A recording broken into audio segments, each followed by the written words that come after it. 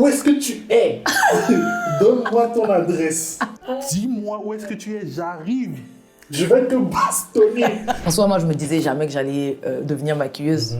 Mais j'avoue que je ne pensais pas que mon travail méritait plus de 10 000. Il fallait faire un choix à un moment donné entre les deux, professionnel ou vie de famille. Et moi, j'ai choisi de délaisser un peu vie de famille. J'étais quand même à 400 000 de loyer parce que 300 pour l'institut et 100 pour la petite salle de formation à côté. Okay. C'est chaud ce mois-ci. Est-ce qu'on va payer? On va payer le loyer, c'est chaud. Mais tu te rends compte que tu pries et puis bam, il y a une offre qui vient et qui règle tout. J'avais quand même recréé un certain équilibre au sein de ma famille. Donc, tu dis de ta famille. Mais parce que je sais où tu vas en venir. Donc, beaucoup venaient parce qu'ils disaient, ah, il y a un... Hey! Tu n'as pas mis ton téléphone sous silencieux. C'est compliqué. Même ma propre famille ne l'acceptait pas, ne l'a pas du tout bien pris. Donc, ça a été dans la dépression, dans la tristesse ou quoi, c'est une énergie que tu transmets. C'est une énergie que tu transmets et les enfants ressentent cela. Oui, je me suis baladée. Je marchais. Oh. Non, je me suis baladée jusqu'à... Ma mère, elle dit, c'est la prostitution spirituelle. J'ai dit, maman. En soi, on était beaucoup maraboutés. Moi, je ne connaissais pas. Ah ouais? Ah oui, mais non. Donc, c'est à partir de là que je faisais des lives pour encourager des gens alors que moi-même, je n'avais pas le courage. Donc, et je dis souvent ça, que beaucoup de lives que je faisais, je finis, je coupe le live et moi, je pleure après. J'ai beaucoup fait le transfert sur toi, dans le sens où t'observer par rapport à la situation de tes parents. Je t'observais, je disais, ah... Observer ce qui? Toi. Voilà. Par rapport à la situation, mais tu peux les qu'on parle, non? On n'a qu'à parler. Ou bien? Vas-y. Oh, d'accord. Ou bien? On n'a qu'à couper. Non, vas-y.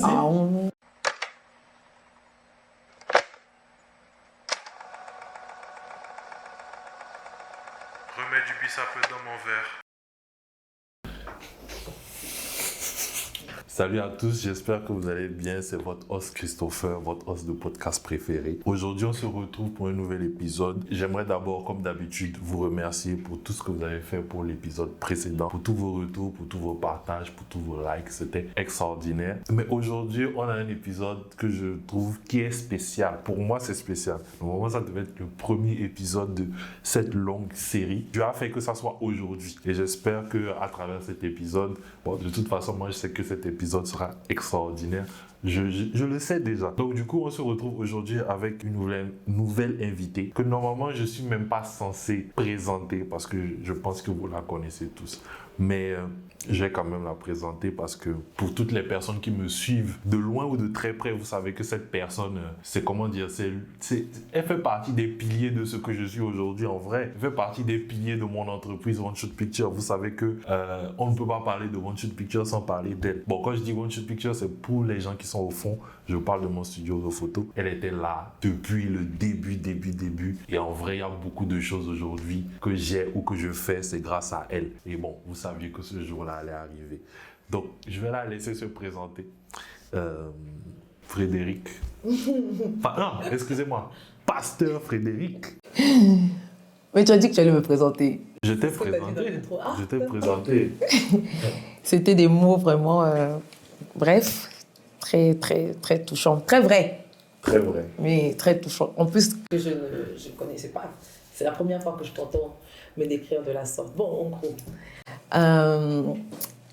Qu'est-ce que je peux dire Qu'est-ce que tu ne peux pas dire aussi? Parce qu'il y a beaucoup à dire. Il y a beaucoup de choses à dire. Il y a vraiment beaucoup de choses à dire. Alors, je suis le pasteur IC Beauty sur les réseaux sociaux. Et je m'appelle Frédéric. Je suis maman. Je suis congolaise. Je suis entrepreneur. Je suis féministe. Je suis aussi accompagnatrice en développement personnel. Personnel, oui. Tu es pasteur aussi. Et je suis pasteur. Effectivement. Donc, en vrai, je pense que vous l'avez tous reconnu, hein, en vrai. Et ça me fait vraiment plaisir que tu sois là. Ça me fait vraiment plaisir parce que, comme je disais dans l'intro, elle fait beaucoup de choses. Hein. Elle fait beaucoup de choses. Elle est beaucoup de choses. Et elle est surtout une personne que j'admire et que j'apprécie vraiment, vraiment. J'admire beaucoup. Vous allez comprendre pourquoi dans cet épisode. Et On va commencer déjà. La première question que je vais te poser, la toute première question que je vais te poser, Oui. est-ce que tu te souviens de comment c'est connu?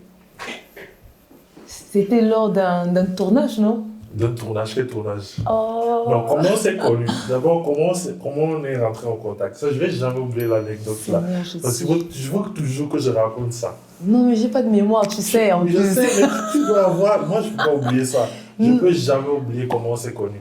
Mon Dieu, mon roi. Tu t'en souviens pas? Je sais que c'était lors d'un tournage. Lors d'un tournage? Non? Pas du tout. Mais comment ça? Waouh, vous voyez? Non, C'est ça pardon. qu'on appelle l'amitié en un seul sens. Ah, je suis seul Seigneur. dans la relation. Non. Vous voyez? Mais j'ai pas de mémoire. Si tu dis un bout, je suis sûre que je vais me rappeler. Tu peux pas, peut-être que tu ne vas pas te souvenir. Déjà, c'est vrai que je t'avais contacté, mais ce n'était pas pour un tournage. Je pense que je t'avais contacté pour un shooting. Oui, pour me proposer de travailler avec toi. Oui, sur un shooting. Oui. Donc, c'était, en gros, je cherchais une maquilleuse. Et c'était même la première fois que je faisais appel à une maquilleuse, du coup. Je cherchais une maquilleuse pour, je ne sais même plus c'était quel shooting en vrai. Je ne sais plus si c'était le shooting pour le 8 mars là, qu'on avait fait avec les filles, ou je ne sais plus c'était quel shooting, mais bref. Mais en tout cas, c'était une collab. Oui, c'était une collab. C'était pas payant. Non, c'est... Très bien. Et en plus, c'était payant. Ah ouais? Oui. En plus, c'était payant. C'est pas vrai, non, Ah, dis la vérité. je vais y Non, revenir. reviens. Donc, du coup, j'avais demandé, je sais même pas, j'avais demandé, il y avait une femme dans l'église, dans mon église, qui m'a donné ton numéro. Ok. C'est elle qui m'a donné ton numéro, je t'ai contacté et tout.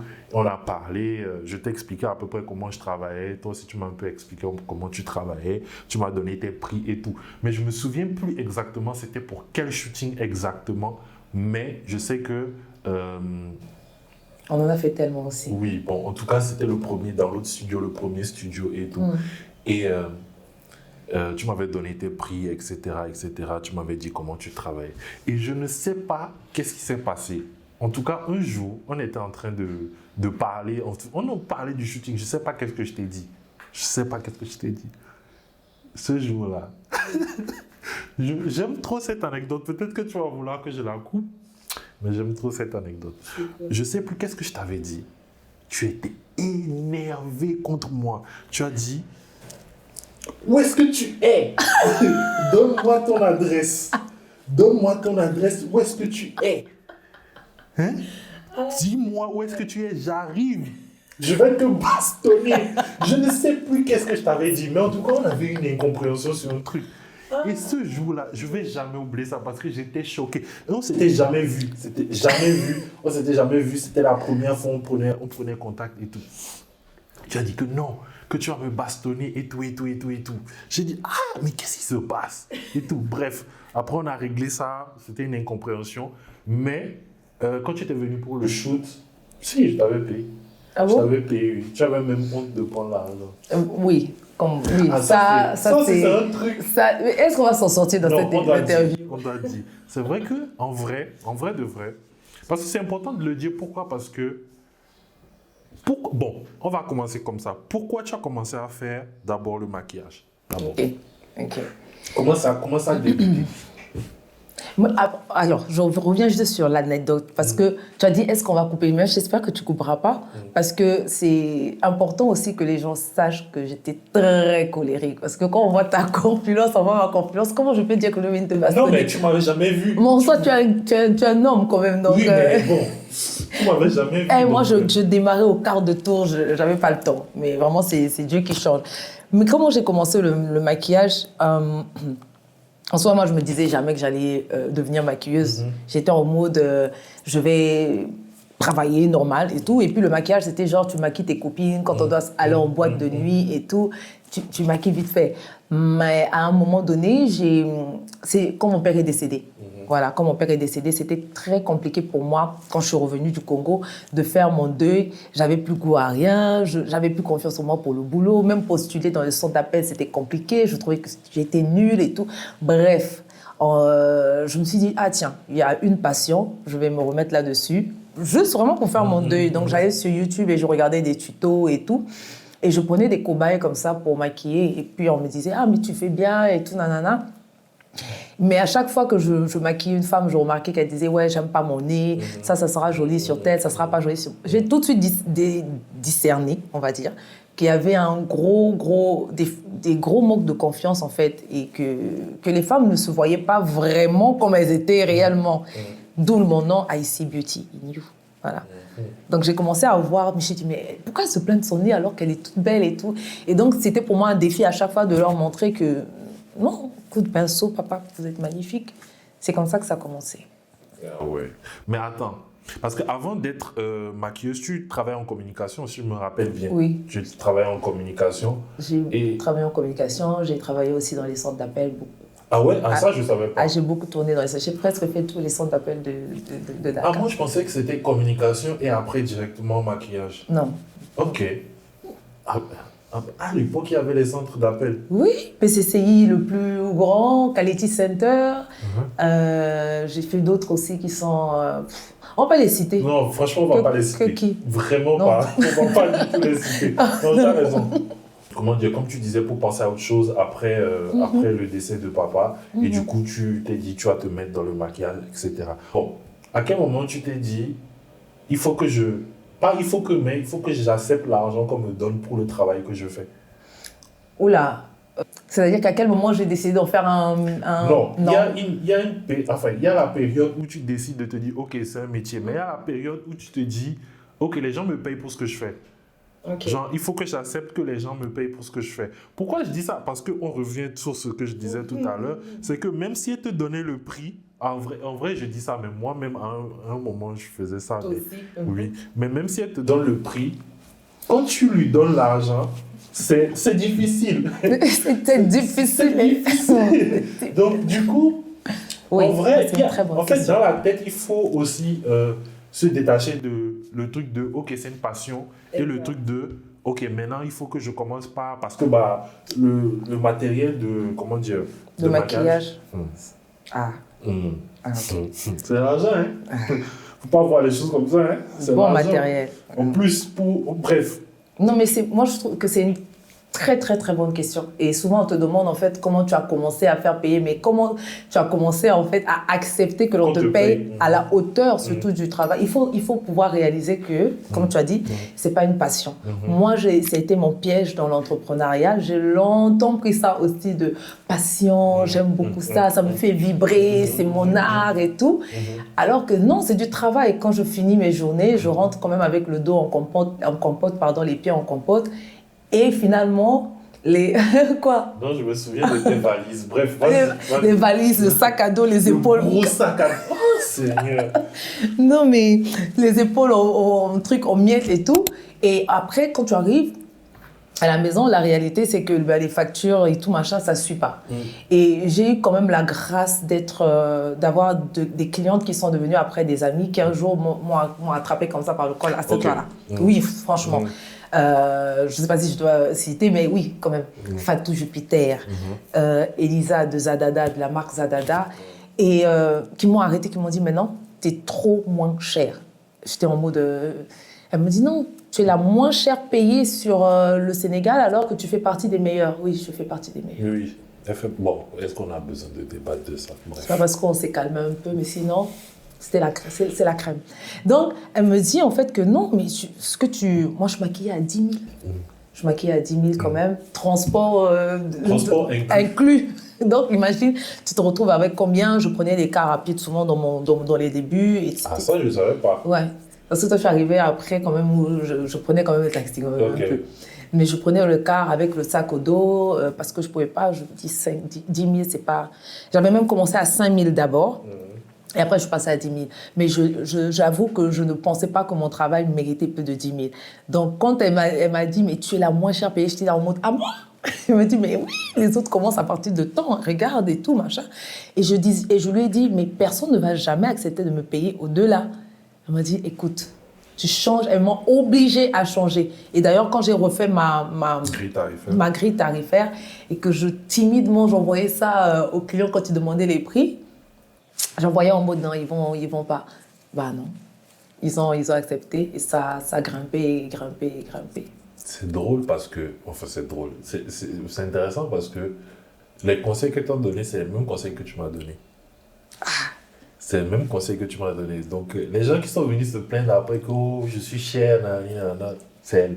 Oui, Parce qu'en vrai, j'assume. c'est vrai que tu es venu me dire, et à un moment donné, j'ai dû augmenter mes prix, augmenter mes tarifs. Et même aujourd'hui, j'estime pas que je suis au tarif que je devrais être. Après aussi, il y a un blocage parce que, je ne sais pas si toi tu l'as eu, mais moi j'ai toujours ce blocage-là. C'est, je me dis, à tort peut-être, que ce que je fais ne mérite pas plus.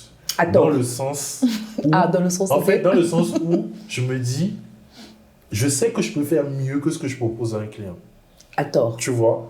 Et du coup, quand j'envoie par exemple des photos à un client, que le client est super content, c'est les meilleures photos de sa vie, et que moi je sais que non, en fait, ce que tu vois pas les erreurs, tu vois pas les trucs, et que moi je suis en mode, en fait, aujourd'hui je suis encore à ce stade-là où j'ai envie d'augmenter mes prix, donc ça va bientôt augmenter, mais parce que je me dis, j'ai pas encore ça, pour faire en sorte que ça soit comme ça. Genre, je te donne l'exemple. Peut-être que par exemple, dans ton matériel à l'époque de maquillage, est-ce qu'à un moment donné, tu t'es pas dit, j'ai pas par exemple telle marque-là qui va me permettre de faire tel effet sur le visage ou qui va permettre de faire en sorte que le visage soit comme ça ou bien que par exemple, la cliente ne va pas couler parce que ces clientes ne coulent pas. Jamais. Ces clientes ne coulent pas. Ça, il faut le dire. Depuis combien d'années d'expérience? Il faut le dire. Donc, alors, oui.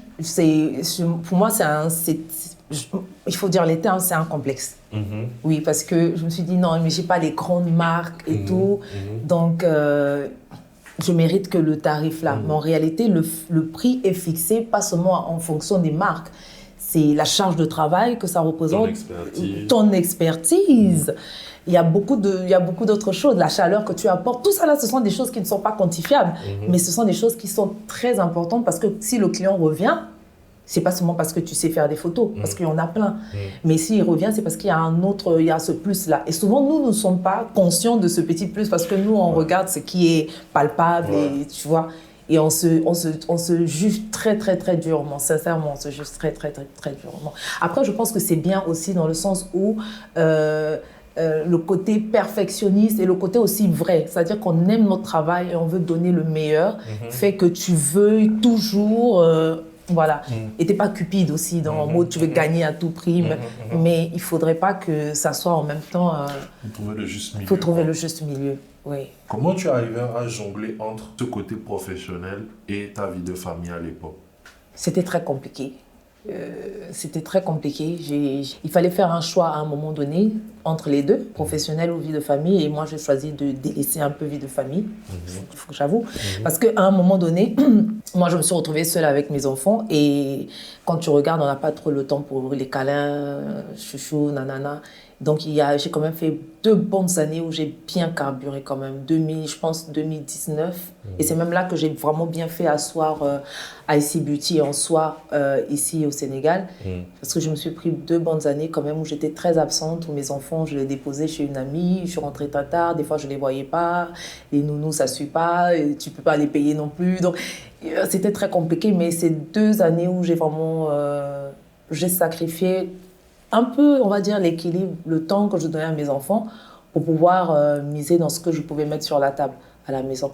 Je ne sais pas si c'est la même période, mais je sais qu'il y avait une période quand même où tu parlais de ça, où tu me disais que quand tu rentrais, en fait, c'est pas que tu te plaignais, mais tu étais en mode... En fait, ça te rendait triste parce que quand tu rentrais, il se faisait tard et du coup, les enfants, ils dormaient déjà. Donc, du coup, tu ne les voyais pas forcément, etc. Je me rappelle quand même de cette période. Est-ce que ton entourage, d'abord, c'était OK avec ce que tu faisais? Parce que, en vrai, c'est pas évident. Moi, en tant que mari, je vais laisser ma femme partir travailler pendant que moi aussi, je travaille et on va laisser une nounou qui va s'occuper des enfants. OK?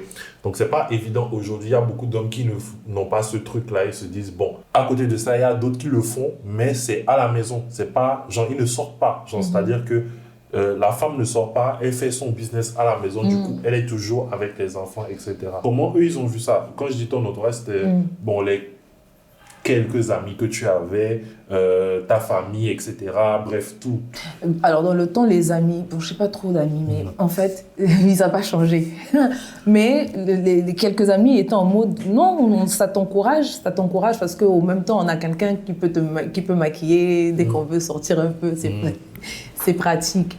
Donc oui, j'ai eu des personnes qui m'encourageaient, mais après quand je commençais à taper sur la table pour dire qu'il faut payer, là c'est plus, ça commençait à bégayer. C'est plus la même chose, ok. C'est plus la même chose. Et donc ensuite, je vais plutôt parler au niveau de la famille, parce que c'est des métiers quand même c'est aujourd'hui qu'on est en train de commencer à respecter ces métiers-là. C'est vrai ce que tu es en train de dire. Ah oui, c'est aujourd'hui. Mais sinon, avant, il fallait des métiers où tu es dans le bureau, des métiers très conventionnels, je vais appeler ça comme ça. Et je me souviens d'une anecdote, je vais au pays, j'ai refait mon passeport ici, et au niveau du passeport, j'ai mis maquilleuse. Et quand j'arrive... Tu as fait le passeport là-bas? Non, ici. Ok, ici. Et quand on m'a demandé, ici. oui, Okay. Et quand on m'a demandé en fait qu'est-ce qu'il fallait mettre et tout, machin, j'ai mis maquilleuse, oui, maquilleuse. Et quand ma mère a vu ça, ma mère a dit mais comment tu peux mettre Mais en soi, c'est ce que je faisais dans le temps là, j'étais maquilleuse. Il y avait pas, en fait, surtout quand je n'étais pas dans le concept de je suis entrepreneur, je suis CEO, parce que ça vient juste après, tu vois. C'est comme peut-être à un moment donné, toi aussi, tu t'es dit, bah, je suis photographe. Non, en fait, je suis chef d'entreprise. C'est très différent. Donc, moi, j'étais dans le truc de je suis maquilleuse. Aujourd'hui, quand je me présente, je suis chef d'entreprise. Il n'y a pas à discuter. Mais donc, ma mère, elle a vu ça, elle a dit, maquilleuse? Mais comment tu peux faire ça? Tout le monde va voir ça. Mais voilà, c'était pas évident de l'accepter, mais comme pour toute autre chose, en fait, très difficile à accepter par notre entourage, quand on a des convictions, qu'on se donne à fond, quand on finit par montrer les preuves que ça marche, tout le monde s'aligne. En vrai, ce que tu dis, c'est vrai parce que moi, après, je pense que c'est à peu près pareil pour toi. Moi, par exemple, dans mon processus, ça a été le truc de ah, ça va lui passer. Genre, il fait ça pour le moment, ça va lui passer, tu vois. Et après, quand ils ont commencé à voir que, en fait, non, c'est sérieux parce qu'il est vraiment à fond dessus, il se fait de l'argent dessus, quoi. Mais ça fait bon, hein. Mais attends, depuis tu n'avais pas vu. Non. Il peut clairement ouvrir une entreprise. N'est-ce pas? Et donc, du coup, quand après, ils se sont rendus compte qu'en fait, non, en fait, le gars, ce qu'il est en train de dire, ce qu'il est en train de faire, c'est sérieux, il veut vraiment le faire. Il veut vraiment mettre toute son énergie dedans. Ok, il a fait des photos pour telle entreprise, il a travaillé avec telle entreprise, etc.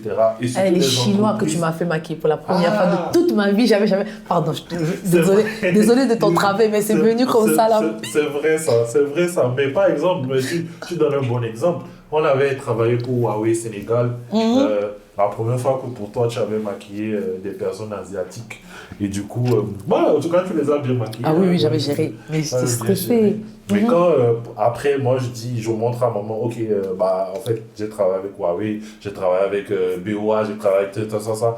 Et là, elle commence à se dire, ok, en fait, c'est un peu plus sérieux, en fait. Ouais. C'est à partir peut-être de ce moment-là qu'on t'autorise plus à faire ce que tu as envie de faire et à respecter un peu plus ton travail. Après, c'est à quel moment que tu as fait ton institut?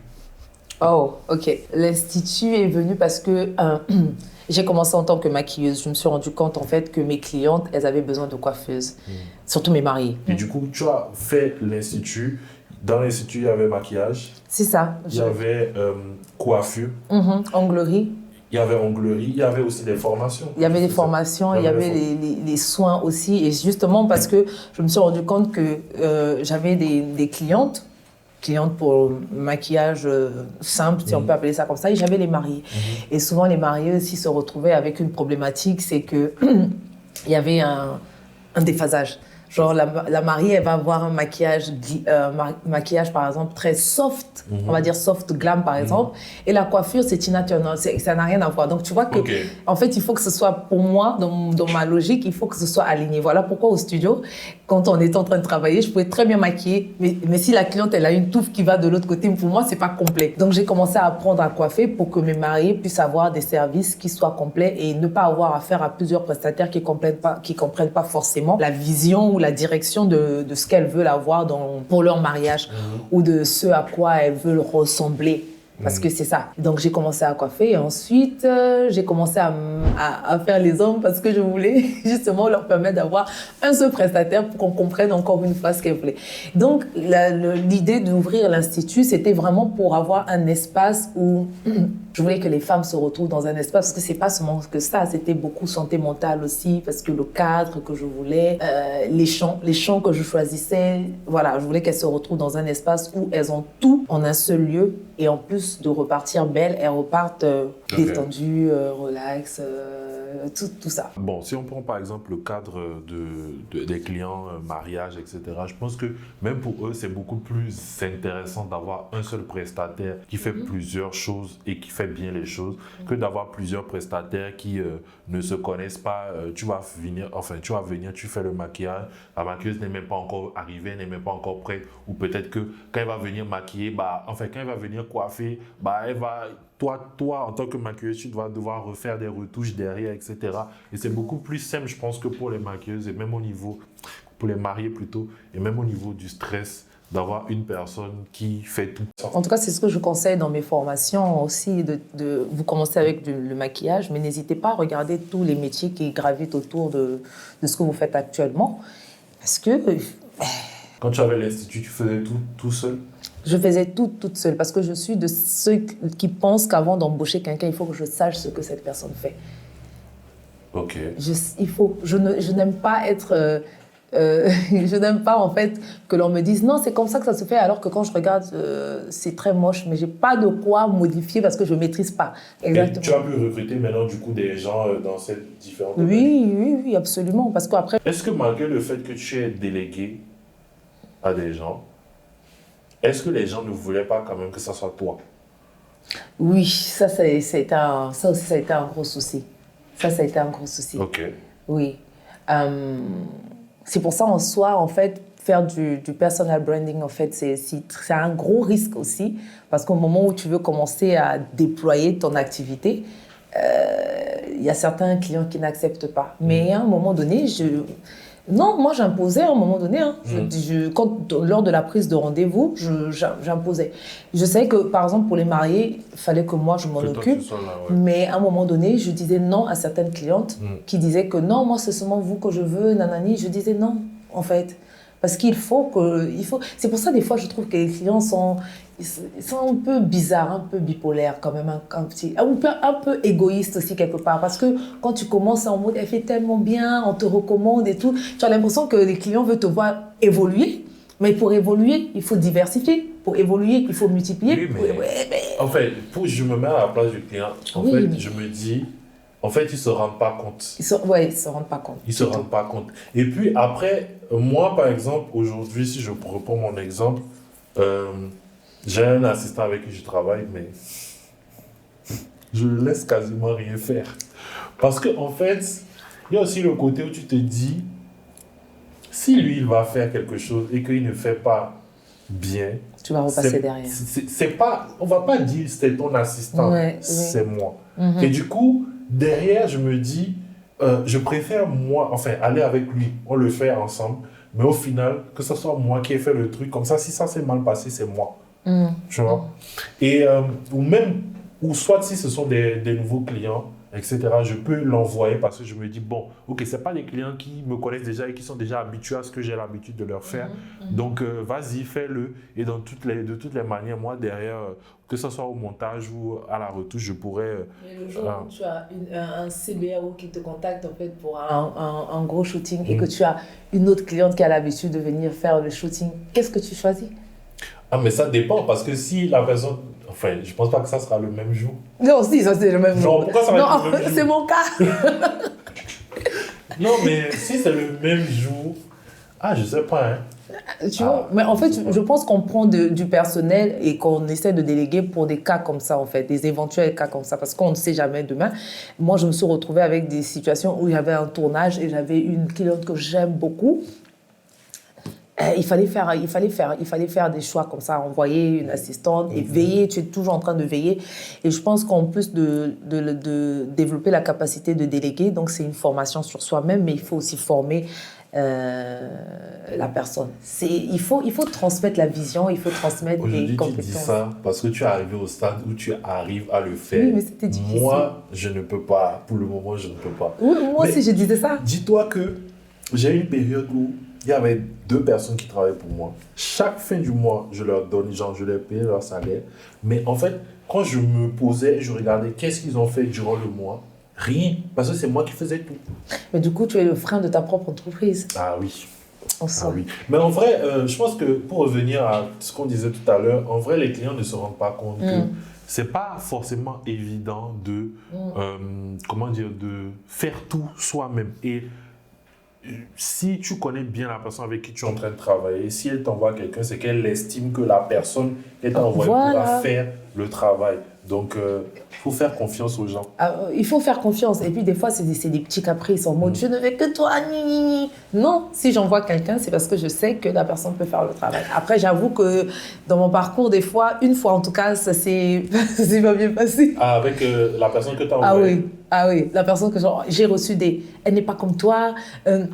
Non, est-ce que. Je pense que tu m'avais dit ça. Mais je sais pas. Mais c'était un shooting de 2 jours avec une grosse boîte quand même qui a l'habitude de travailler avec moi et il fallait que je sois là le 2e jour pour rattraper, non pas pour rattraper les dégâts de la veille, mais pour apporter mon côté bonne relation client parce que voilà, pour rattraper émotionnellement ce qui avait été fait. Oui. Ok, d'accord. Mais tu n'as pas eu peur avant de lancer ton institut? Parce que, déjà, prendre les locaux, c'est pas... voilà, on est au Sénégal, à Dakar. En plus, toi, tu avais pris tes locaux à Sacré-Cœur. Donc, c'est pas à Castor ici. Ou j'avais pris 2 en plus. Ah, en plus, ces locaux, c'est vraiment grand. Donc, en vrai, voilà. Il y a aussi de l'investissement en termes de matériel, etc. Tu n'avais pas eu peur avant de faire ça? Si, j'ai eu peur, mais j'étais dans une période où je me disais, c'est un challenge pour moi, c'est un défi. Ça passe, ça casse, peu importe. L'essentiel, c'est que moi, je suis le genre à me dire, je l'ai fait, j'ai dépassé mes peurs, j'ai fait. C'est pas bien passé, mais tant pis, au moins, je me rends compte que j'ai la capacité de faire.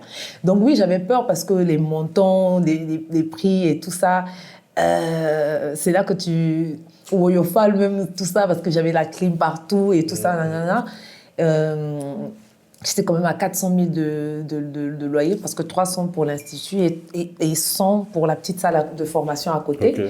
Donc oui, sans compter les salaires, sans compter les charges électricité et tout ça. Mais c'était, ça faisait peur, mais je commençais à m'habituer justement à cette adrénaline-là, en fait, de chaque fin du mois, tu dois trouver, tu dois grouiller. Voici pourquoi je ne pouvais pas être sur place. Parce que je ne pouvais pas être maquilleuse, coiffeuse, tout ça, et être aussi au poste où tu dois rechercher des clients, où tu dois démarcher, où tu dois... Non. T'as pas eu un mois où tu t'es dit... Enfin, t'as pas eu un mois où c'était trop chaud pour toi? Chaud. Mais c'est là que je me suis dit, non, Dieu est fort. Parce qu'à chaque fois, c'est arrivé que j'appelle ma collaboratrice Rose et je dis, hey, c'est chaud ce mois-ci, est-ce qu'on va payer? On va payer le loyer, c'est chaud. Mais tu te rends compte que tu pries et puis bam, il y a une offre qui vient et qui règle tout. Peut-être que quelqu'un ne comprendra pas, c'est peut-être spirituel, mais c'est ce que moi je... Ouais. Je comprends totalement parce que moi, avant de prendre là où je suis, je vais dire la première année, ça allait. Parce que j'avais assez de ressources pour me dire que peu importe ce qui se passe, ça va aller. Puis commence à arriver la fin des ressources et tu commences par te dire, mais comment je vais faire? Comment je vais faire le mois qui arrive? Et tu es là, tu pries, tu te dis, mais attends, comment je vais faire? Et bizarrement, au dernier moment, il y a un truc qui arrive, un contrat qui arrive, 2-3 contrats qui arrivent. Et quand tu fais la somme dans ta tête de tout ce que tu as, enfin de tous les contrats là, tu te rends compte que soit c'est exactement ce qu'il te faut, soit c'est un peu plus. Mais en fait, tu es toujours dans le truc et tu te dis, ah ok, d'accord, c'est bon. Je m'inquiète pour rien en fait. Et en vrai, après, je me suis rendu compte que généralement, tu es dans des situations que tu ne peux que supporter. En fait, si on te met dans certaines situations, c'est que tu es capable de supporter ça et on va te permettre de supporter ça. On sait qui? Dieu! Ah, d'accord, ok. On va te permettre de supporter ça. Donc, du coup, c'est très... c'est très... en vrai, je ne sais pas si d'autres personnes, mais je pense que les gens vont, même les gens qui ne sont pas entrepreneurs, je pense qu'ils ont déjà expérimenté ça en vrai. C'est une dimension de foi qu'il faut vivre. Après, je tiens quand même à préciser que ce n'est pas à vivre tout le temps, parce qu'il faut développer de sorte qu'on ait quand même de la marge et que l'entreprise elle tourne elle-même. Mais dans les débuts, il faut avoir ce mental-là, ce sixième sens qu'on appelle la foi. Il faut avoir la foi. Il faut aussi avoir la discipline financière, hein, parce que beaucoup. C'est beaucoup mieux pour moi, en vrai, en termes de discipline financière. C'est pas encore au stade où je veux, mais c'est beaucoup mieux parce que avant, j'avais pas vraiment de vue, si je peux dire ça comme ça, sur pas mes rentrées, mais mes dépenses. Ok. Genre, ce qui rentrait, en fait, j'avais une idée de ce qui rentrait, mais pour dépenser, mais en fait, jusqu'à l'année, on est en 2026, jusqu'à 2024, tout ce que je gagnais, la majorité de tout ce que je gagnais, j'achetais du matériel. Des trucs qu'aujourd'hui, il y a beaucoup de choses que je m'en sers même plus. Ah, je disais ça déjà avant. Je m'en sers même plus. Tu achetais plus. trop de choses. Je disais ça. Mais bref, donc du coup, il faut avoir quand même une certaine discipline. Et il faut aussi se donner les moyens. C'est pas parce que tu es là, tu te dis ça va aller, que ça va aller. Il faut quand même aller chercher, ce dont tu as besoin. Exactement. Quand tu avais l'Institut, comment ça s'est passé entre ce côté professionnel-là et ta vie de famille à cette période? Dans cette période-là, ça va. Parce qu'avant même l'Institut, quand j'avais bien installé, à mon sens, IC Beauty, avec tous les événements, ce qu'on avait fait au Pullman, tu te souviens?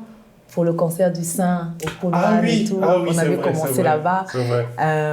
Oui, on a commencé là-bas et tout. Ça a déjà fait péter IC Beauty sur Dakar. Après, tout. J'estimais que j'étais arrivée à un niveau où j'avais bien fait asseoir le truc en termes de communication, en termes de validation aussi. Notoriété, tout ça là. Je commençais à me dire, bon, et les entrées aussi qui suivaient aussi un tout petit peu, quand j'ai augmenté mes prix et tout, je commençais à me dire, bon, écoute, ça va. Tu n'as plus besoin de continuer jusqu'à... Puis il faut savoir aussi que des fois, je rentrais tard parce que je faisais des shoots qui ne payaient pas forcément. On faisait notre art et tout, parce qu'on avait envie de transmettre des choses, tu vois. Des fois, on faisait des photos et tout, je rentrais à minuit. Mais l'argent est où? Mais non, c'est l'art. C'est de l'art, c'est la passion. Mais tout ça a participé au final à se faire connaître, à montrer en fait notre signature, montrer ce que l'on défend, oui, parce que c'est pas tout qui doit être payé, mais tout doit impacter. Mais en soi, j'ai commencé à trouver du temps déjà, des moments de qualité avec mes enfants. J'ai commencé à me mettre une discipline, à faire des restos avec mon fils, lui surtout en particulier, à me dire que si je passe 1 heure, c'est que je passe vraiment 1 heure, pas de téléphone, pas de ceci. C'était une discipline que je me donnais parce que je me suis dit, bon, j'ai quand même atteint ce que je voulais atteindre. Ça m'a coûté 2 ans, mais on a rattrapé. Cette période-là, exactement, ferme les yeux, essaye de te rappeler à cette période exactement. Est-ce que tu considères qu'à cette période-là, ferme les yeux, à cette période, est-ce que tu considères que tu étais une bonne entrepreneuse à cette période-là? Honnêtement, oui. Ok, deuxième question, ferme toujours les yeux. Okay. Est-ce que tu considères qu'à cette période, tu étais une bonne maman?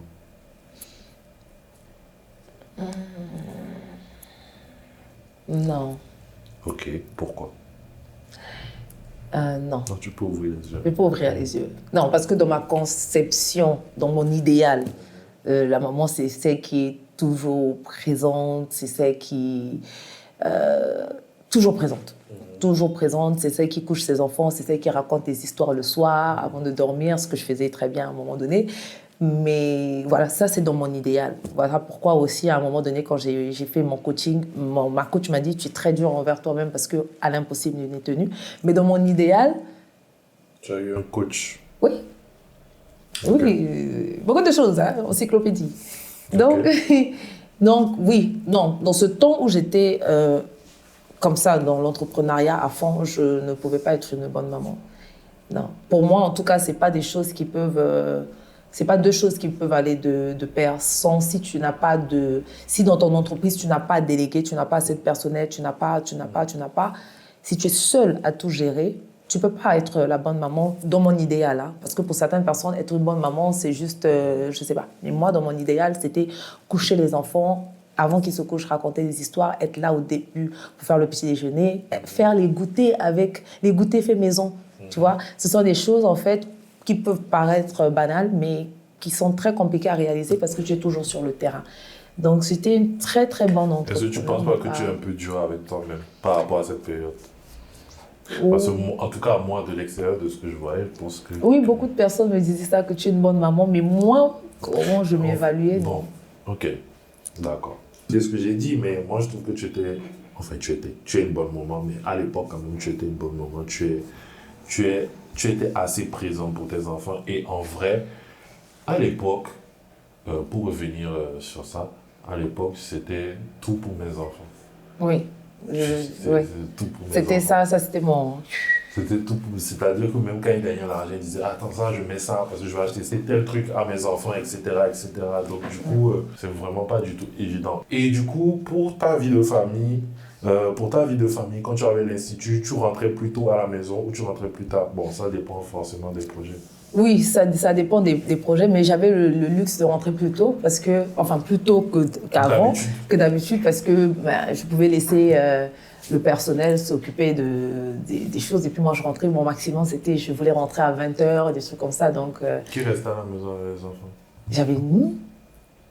Là, je pouvais prendre... Quoi? Qu'est-ce qu'il y a? Non, vas-y, continue, je t'écoute. Ah oui, d'accord. Là, je pouvais prendre une nounou. J'avais ma sœur aussi. Donc, oui, là, c'était beaucoup plus simple, franchement. Quand j'ai ouvert l'Institut, j'avais quand même recréé un certain équilibre au sein de ma famille.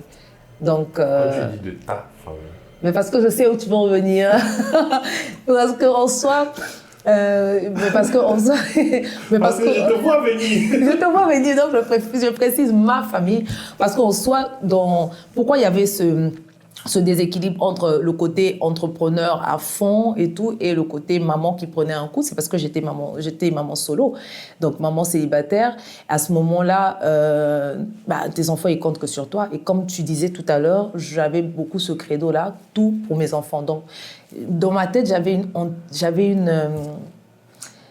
quoi, en fait, comment appeler ça? En tout cas, j'avais une seule motivation, qui m'a porté aussi préjudice aussi, quelque part, c'est de redonner à mes enfants le standing de vie qu'ils avaient quand j'étais avec leur père. Ok. Donc, j'étais à fond. Je prenais tous les contrats, je prenais tous les trucs, je prenais tout. C'est-à-dire que je prenais tout, vraiment, moins cher. Je prenais tout. Mais est-ce que en vrai, maintenant que j'ai pensé que ce n'est pas de l'ego de parents. Pourquoi je dis l'ego de parents? C'est parce que mes parents, c'était pareil. Genre, mes parents, ils ont divorcé depuis longtemps. Et quand j'étais chez mon père, c'était la même chose. C'était je vais faire plus que ce que ta maman fait. Et quand tu es chez maman, c'est la même chose. Je vais faire plus que ce que ton papa fait. Genre, pour déjà que tu ne sentes pas le manque ok, papa n'est pas là ou maman n'est pas là. Aussi que tu ne sens pas le manque ok, en fait, ce que papa faisait, moi je vais te faire mieux. Ce que maman faisait, je vais te faire mieux. Alors moi, peut-être qu'il y avait un peu d'ego, hein. Franchement, je sais pas. Mais j'étais plus dans la position, non pas de ce que votre père vous donnait, je vais vous donner mieux. Non, je pouvais pas atteindre. Non, okay. J'étais maquilleuse, je pouvais pas atteindre. Mais j'avais plus un sentiment de culpabilité. C'est-à-dire que dans la position où j'étais, je me dis, mais tu arraches les enfants de leur père et après... c'est la phrase que tu disais. Je disais tout le temps. Tu arraches les enfants de leur père et tu es pas capable de leur donner le minimum de ce qu'ils avaient avant. Mais tu sais que la phrase, elle est dangereuse parce que quand tu dis tu arraches les enfants de leur père, c'est pas comme si genre ils étaient quelque part, tu es venu, tu les as pris et tu as fui avec eux. Donc en vrai, la phrase elle t'incrimine beaucoup, or que tu n'as pas besoin d'être incriminé. Alors ça. Que tu n'es pas créé la fautive en soi. La victime, tu n'es pas le truc quoi. Voilà. Donc, du coup, Mais c'est ça, c'est justement ça, et c'est là qu'il faut réaliser le poids de la charge mentale que c'est de se retrouver, de se séparer, de se retrouver seul, et aussi l'entourage qui ne te voit pas forcément comme la personne qui a raison, mais plutôt la personne qui a tort, parce que pour beaucoup de personnes, celui qui quitte, c'est celui qui a forcément tort, et celui qui veut rester, c'est celui qui a raison, qui veut sauver la relation, alors que pour moi, je considère qu'il faut une relation qui est valable, c'est une relation qui est saine. Quand c'est plus sain, il faut... Voilà. Quand c'est plus sain, il faut quitter. C'est pas forcément celui qui quitte qui a tort. Parfois, celui qui quitte, c'est celui qui cherche à avoir un environnement sain pour soi et pour ses enfants aussi. Et moi, c'était ça mon leitmotiv. Je voulais un environnement sain pour les enfants. Donc, s'il fallait enlever quelques Kinder surprises et remplacer, quand j'ai l'habitude de dire Chocopain, voilà. Mais je voulais travailler à fond pour pouvoir offrir le minimum. Je vais revenir sur un truc, c'est que tu as dit, tu as parlé de tes enfants, etc., mais il n'y avait pas que les enfants dans le sens où, à cette période, tu étais déjà assez connu, okay? Et il y avait beaucoup aussi de personnes qui te voyaient comme leur idole, comme leur, je ne sais pas comment dire ça, mais comme leur mentor, comme je ne sais pas, et du coup, il y a beaucoup de personnes aussi qui venaient vers toi pour prendre des conseils ou qui avaient une image de toi où tout était bien, tout était parfait, tout est extraordinaire, etc. Et que moi, je veux devenir comme toi. Mais du coup, toi, comment toi tu as vécu ça, surtout à cette période-là? Dans ce temps-là, en fait, il y a toujours, mais il y avait des gens qui venaient me voir effectivement, qui me considéraient ou qui me considèrent toujours comme mentor et qui venaient pour des conseils. Mais surtout, il y avait des gens qui, comment expliquer, qui admiraient mon côté travailleur, le fait que je sois entrepreneur et tout, mais qui liaient ça beaucoup au fait que dans leur tête, j'étais toujours mariée. Genre, parce que pour beaucoup, en fait, une femme réussit dans cette société-là quand elle est mariée. Donc, en fait, c'est normal. Tout s'aligne, tu vois. Et elle est plus un modèle de réussite. Elle est plus quelqu'un qu'on peut venir consulter pour avoir des conseils, parce que pour les gens, en fait, elle a l'air plus équilibrée. Ouais, tout ça, voilà, tu comprends dans quel sens. Donc, beaucoup venaient parce qu'ils disaient, il y a un... Hey, tu n'as pas mis ton téléphone sous silencieux. Quoi? C'est pas professionnel tout ça. Pas du tout. Donc, Jésus. je pense qu'avant, les gens venaient beaucoup me voir pour des conseils, parce que dans leur tête, j'étais la représentation de la femme équilibrée, genre mariée avec les enfants et puis avec entrepreneur en plus, qui réussit, d'accord, dans ce domaine-là. Donc les gens venaient beaucoup parce que dans leur tête, en fait, une femme est accomplie à ce moment-là et potentiellement peut nous donner de bons conseils quand elle coche toutes ces cases-là. Moi, dans le temps, je ne voulais pas être un modèle de qui que ce soit. Moi, je voulais juste nourrir mes enfants en soi. Donc, je ne travaillais pas pour inspirer, pour impacter. Je n'étais pas dans ce sens-là. Donc, quand les gens venaient me voir pour demander des conseils et surtout des conseils sur la vie de famille, le couple, le mariage et tout, en soi, je donnais des conseils, mais très vaguement, parce que je ne me prononçais plus vraiment sur ma situation matrimoniale. J'étais très, très discrète sur ma vie privée. Donc, je donnais des conseils, mais en mode vite fait. Aujourd'hui, quand je donne des conseils, je vis ce que je dis, je tiens à ce que ce soit... J'appuie parce que je tiens à ce que ce soit compris. Et surtout, je ne laisse pas planer l'amalgame. C'est-à-dire, si tu viens vers moi parce que tu considères que je suis une femme mariée, je vais te dire non, en fait, tu te trompes de porte, va chez la voisine. Ici, moi, j'ai vécu ça, et au stade où je suis prête à te parler du mariage dans cette dimension-là. Si toi, tu idéalises encore le mariage, t'es pas à la bonne adresse, en fait. Donc, mais avant, pour moi, que tu crois que je suis bien mariée, pas mariée, peu importe. C'était pas mon leitmotiv. Mais ça, c'est arrivé à quelle période? C'est avant l'Institut ou après l'Institut? Non. Enfin, pendant l'Institut plutôt. Avant l'Institut, pendant l'Institut, voilà. Avant l'Institut, pendant l'Institut. Ouais. Ok, mais du coup, quand vous vous êtes séparés, etc., comment... Bon, déjà, il y avait des gens qui ne le savaient pas, mais du coup, pour genre la famille, les gens proches, comment eux, ils ont réagi par rapport à ça? Oui, mais très, très mal.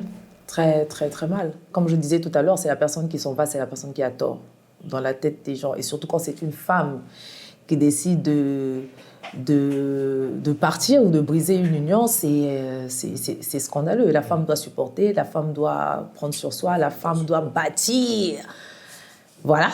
Et donc, quand c'est une femme qui décide, c'est compliqué. Même ma propre famille ne l'acceptait pas, ne l'a pas du tout bien pris. Donc, ça a été très, très compliqué parce que tu t'attends pas à avoir le soutien de ta belle famille. Mais tu t'attends à avoir forcément, ouais. Mais tu t'attends à avoir le soutien de ta famille. Ouais. Et moi, je l'ai pas, non, moi, je l'ai pas eu. Donc, il fallait faire sans. Mais surtout que, en fait, dans leur tête, ils se disent encore, c'est lui qui apporte à la maison. Toi, de ton côté, tu ne fais rien, entre parenthèses. Donc, pourquoi tu décides de tout arrêter parce que X ou parce que Z? Parce qu'il y a eu quelques problèmes et tout. Oui, c'est ça. Et moi, j'ai aussi entendu des phrases en mode... parce que j'avais quand même des journées où je partais du matin, genre 7h comme ça, je rentrais à genre 22h, on va dire. Ça, c'est même le plus tôt. Et tu reviens avec 20 000, par exemple. Pourquoi tu reviens avec 20 000? Parce qu'en soi, le client, par exemple, a payé l'avance il y a quelques temps. Tu as déjà mangé ça depuis. Tu as déjà payé le lait, les biscuits des enfants, tout ça. Donc, le jour où tu reviens d'une longue journée, comme ça, tu reviens avec 20 000. Et en soi, il y a des choses que tu ne peux pas régler. Donc, moi, j'entendais des phrases comme ça venant de mon côté, de ma famille, en mode « Mais si c'est trop dur, retourne-toi là-bas !» tu vois un peu. Et à un moment donné, tu te dis, si tu n'es pas forte mentalement, tu te dis « Je vais retourner dans mes vomissures. » Mais il faut être... il faut tenir. Donc, voilà. Facile, hein. Non. Pas facile du tout. Il faut tenir. Ça va? Oui, ça va très bien. C'est sûr? Oui, ça va. Toi, Okay. Est-ce que ça va? Oh, moi, ça va, hein? Très bien. Ça va. Si ça va, ça va. Est-ce que, du coup, ce qui m'amène à ma prochaine question, est-ce que les enfants, ils ont ressenti ça? C'est-à-dire, comment eux, ils ont réagi par rapport à ça? Comment les enfants réagissent par rapport à ça? Je pense que les enfants réagissent déjà... Qu'est-ce que vous avez compris d'abord? Mais c'est là où je voulais en venir. Je voulais en venir là, c'est que je pense que les enfants réagissent de base en mode... bien sûr, il y a le questionnement de où est papa, où est papa, où est papa, où est papa, un bon moment, c'était des questions comme ça. Et après un moment, je pense que les enfants réagissent en fonction de ce qu'on leur montre. C'est-à-dire que si les enfants te voient souffrir de ça, ils vont beaucoup être dans le mutisme. Moi, je sais que mes enfants, par exemple, à un moment donné, n'en parlaient pas parce que je pense qu'ils ont perçu. Je pense que en soi, quand tu es dans la dépression, dans la tristesse ou quoi, c'est une énergie que tu transmets. C'est une énergie que tu transmets et les enfants ressentent cela. Donc, en fait, du coup, le sujet de leur père était devenu un sujet un peu tabou, et très tabou, d'accord ? Ils évitaient eux-mêmes. Eux-mêmes, ils évitaient de te demander comment, papa, comment... Mais un jour, je me suis assise avec ma fille et puis je lui ai demandé, mais est-ce que papa te manque? Et puis elle a fondu en larmes. Je me suis dit, mais... Oh, je ne réalisais pas qu'elle avait envie d'en parler avec quelqu'un, mais qu'elle ne pouvait pas. Donc, bien que je ne voulais pas parler de lui, il fallait que je parle de lui pour que les enfants en parlent et qu'ils disent comment ils se sentaient. Donc, c'est à ce moment-là que si papa te manque, il me manque aussi. Voilà, tu te mets dans leur peau. C'est pas comme si je mentais non plus, mais c'est pas facile d'être seul. C'est la présence en soi qui manque. Mais il faut, voilà. Je pense que tu disais te manquait, tu parlais de toi. Oui. Okay. Quand ta fille te dit « Papa me manque », tu dis « Oui ». Moi, je disais « Oui, il me manque aussi ». Parce qu'en soi, la présence de la personne, il faut savoir que tu es une femme seule avec des enfants, tu es quand même très vulnérable, surtout dans la société dans laquelle on est. Au-delà de ça, c'est quand même une personne avec qui tu as passé quand même une partie de ta vie. Donc, tu ne peux pas aussi du jour au lendemain. Voilà. Donc, il faut valider leurs émotions, il faut tenir compte de leurs émotions. Et c'est à ce moment-là qu'ils s'expriment un peu plus, chacun étant avec sa sensibilité. Mais c'est vrai que les enfants ne parlent pas tout de suite de comment ils vivent ça. Il faut aller chercher. Ouais. Effectivement, il faut aller chercher. Ouais. Bref. Et moi, j'ai beaucoup fait... j'ai pas fini. J'ai beaucoup fait le transfert sur toi, dans le sens où t'observais par rapport à la situation de tes parents. Je t'observais, je disais « Ah !» Observais ce qui? Toi. Voilà. Par rapport à la situation, mais tu peux les qu'on parle, non? On n'a qu'à parler. Ou bien? Vas-y. Oh, d'accord. Ou bien? On n'a qu'à couper. Non, vas-y. Ok. Ok. Donc, par rapport, je disais, à la situation, toi, de tes parents, d'accord, le divorce que tu as vécu, moi, je faisais beaucoup un transfert sur toi, dans le sens où je n'avais que toi comme exemple d'enfant qui a grandi dans un écosystème où les parents sont divorcés. Et donc, du coup, je me disais, quand tu me racontais souvent certaines choses, je me disais, OK, il faut que je corrige avec mon fils, surtout, avec mon fils. Ah, donc mon garçon peut grandir comme ça. Ah, mon garçon peut ne pas avoir à faire ça. Ce que tu dis, je me rappelle. Tu vois, donc quand tu faisais tes bêtises, parfois, j'étais en mode, OK, il faut que je... C'est faux. Donc, des fois, je me disais, il faut que je corrige ici, que je fasse attention. Donc, et je pense que c'est important d'avoir des modèles. Moi, je te remercie parce que ça m'a beaucoup aidé aussi à ajuster les choses avec mon fils. Si vous voulez des enfants de parents divorcés. Non. Non, ok, mais ouais, c'est vrai qu'on en avait même déjà parlé à l'époque. C'est vrai que je t'avais dit beaucoup de choses par rapport à comment j'ai vécu la chose, etc. Mais en vrai, même avec ton expérience, je me suis rendu compte aussi de beaucoup de choses. En fait, j'ai eu des déclics sur plein de choses sur lesquelles j'avais pas de déclics. Et bon, c'est vrai que ouais, bref. Ok, c'est bien. C'était du donnant-donnant, c'est bien. Dieu merci. Moi, ça me choque parce que pour leur âge, parce qu'ils étaient jeunes à l'époque, pour leur âge quand même, surtout le plus grand, le garçon, je trouve qu'il était très...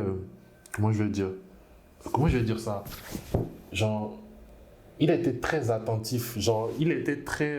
c'est pas ouvert, mais genre, même si tu ne disais pas, il voyait, comprenait très facilement. Et j'avoue que c'est quelque chose qui, à l'époque, même aujourd'hui, qui me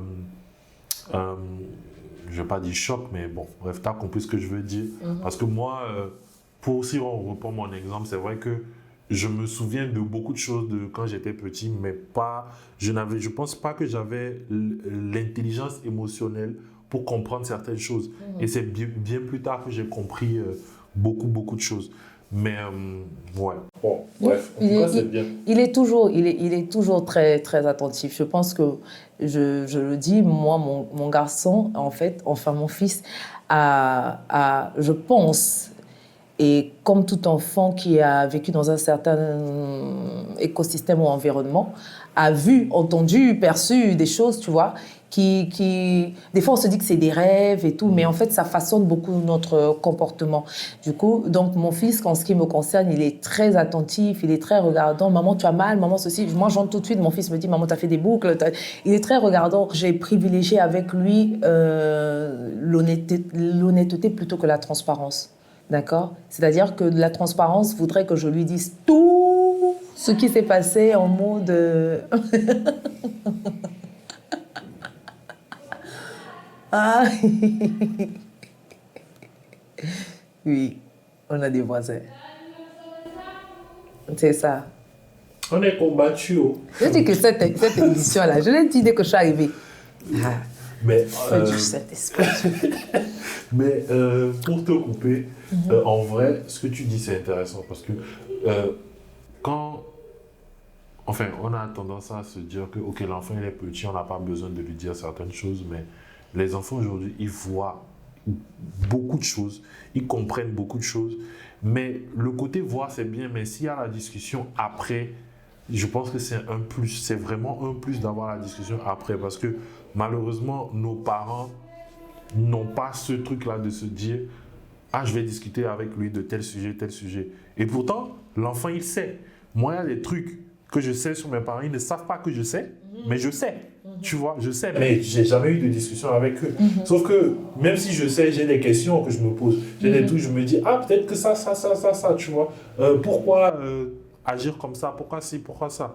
Et je pense que ça aide beaucoup sur la manière dont la personne va devenir plus tard et la manière dont elle va se comporter sur l'instant, en fait, envers les parents.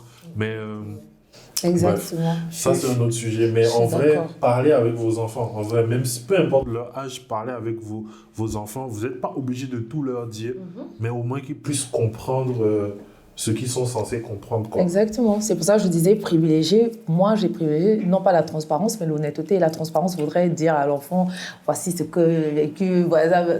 Non, ça, c'est participer aussi quelque part un peu à... Voilà, à... Les enfants ne sont pas à même de supporter certaines choses. Voilà. Mais l'honnêteté, c'est de dire à l'enfant, oui, je pleure. Ça m'arrive de pleurer. Donc moi, mon fils, à un moment donné, je me cachais pour pleurer. Quand je sors, j'ai les yeux comme ça. Et non, maman, tu as quoi? Non, non, en fait, l'enfant, lui, il se dit, est-ce que c'est moi? Est-ce que j'ai fait... Ils se posent toutes des questions, en fait. Donc, c'était... Par exemple, quand moi, j'ai fermé mon institut, moi, je suis partie avec mon fils faire les visites, chercher. Et quand je revenais, je pleurais. Il dit, maman, tu pleures, pourquoi l'institut, tu n'as pas trouvé? Je dis, non. Il sentait que c'est stressé. C'est vrai que ça pouvait stresser, mais je le rassurais toujours. Plutôt que d'avoir un mutisme où l'enfant il te voit pleurer, il te voit truc. Donc, j'ai appris à partager les joies, les peines avec lui. Quand on a, je viens, je mets, voici ce qu'on a. Quand je ne peux pas acheter telle chose, je dis, je ne peux pas, je ferai tant. J'ai appris. Et c'est pour ça que mon enfant me fait confiance. Quand je lui dis, je vais faire, maman va faire. Quand je dis, je ne peux pas faire, maman ne pourra pas faire. Et quand je lui disais qu'un jour, on va y arriver, on y est arrivé. Pour revenir sur l'Institut, parce que tu as mentionné ça tout à l'heure, la fin de l'Institut, comment ça s'est passé? Déjà, pourquoi il y a eu une fin à l'Institut? Alors, il y a eu une fin. Je vous disais, j'ai fait une vidéo dessus, en fait, parce que c'est plus spirituel qu'autre chose. Okay. Oui, c'est vraiment plus spirituel. Moi, l'Institut n'avait aucun problème. Franchement, on avait tous les voyants ouverts. Ça allait très bien. Les formations, on faisait et tout. La partie shooting aussi fonctionnait très bien et tout. En soi, ça va, franchement, ça va. Je voulais que ce soit mieux. Et donc, on y travaillait. Mais en soi, ça va. Mais, vous savez, enfin, tu sais, là, je rentre dans un truc comme si je suis en train de prêcher. Mais tu sais, en fait, que, voilà, quand Dieu veut te ramener, en fait, oui, quand Dieu veut te ramener à l'essentiel, il dit dans la parole que ce que j'ai contre toi, c'est que tu as oublié ton premier amour. Et, il ne va pas souvent doucement. Il dit, je te conduis dans le désert pour parler à ton cœur. Et c'était littéralement ce que moi j'ai vécu. Le Seigneur m'a conduit dans un désert où il a tout fermé pour parler à mon cœur. Parce que la vérité, c'est que entrepreneur comme ça, j'ai beaucoup mis de côté, mais vraiment de côté très très loin, ma vie spirituelle, mon intimité avec le Seigneur, alors que je savais qu'il y avait quelque chose que le Seigneur voulait faire avec moi.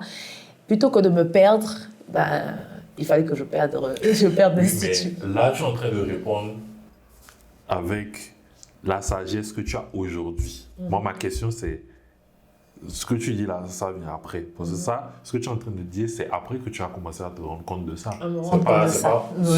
Okay. Non, pas sur le coup. Déjà, donc du coup, là où tu étais à Sacré-Cœur, qu'est-ce qui s'est passé d'abord?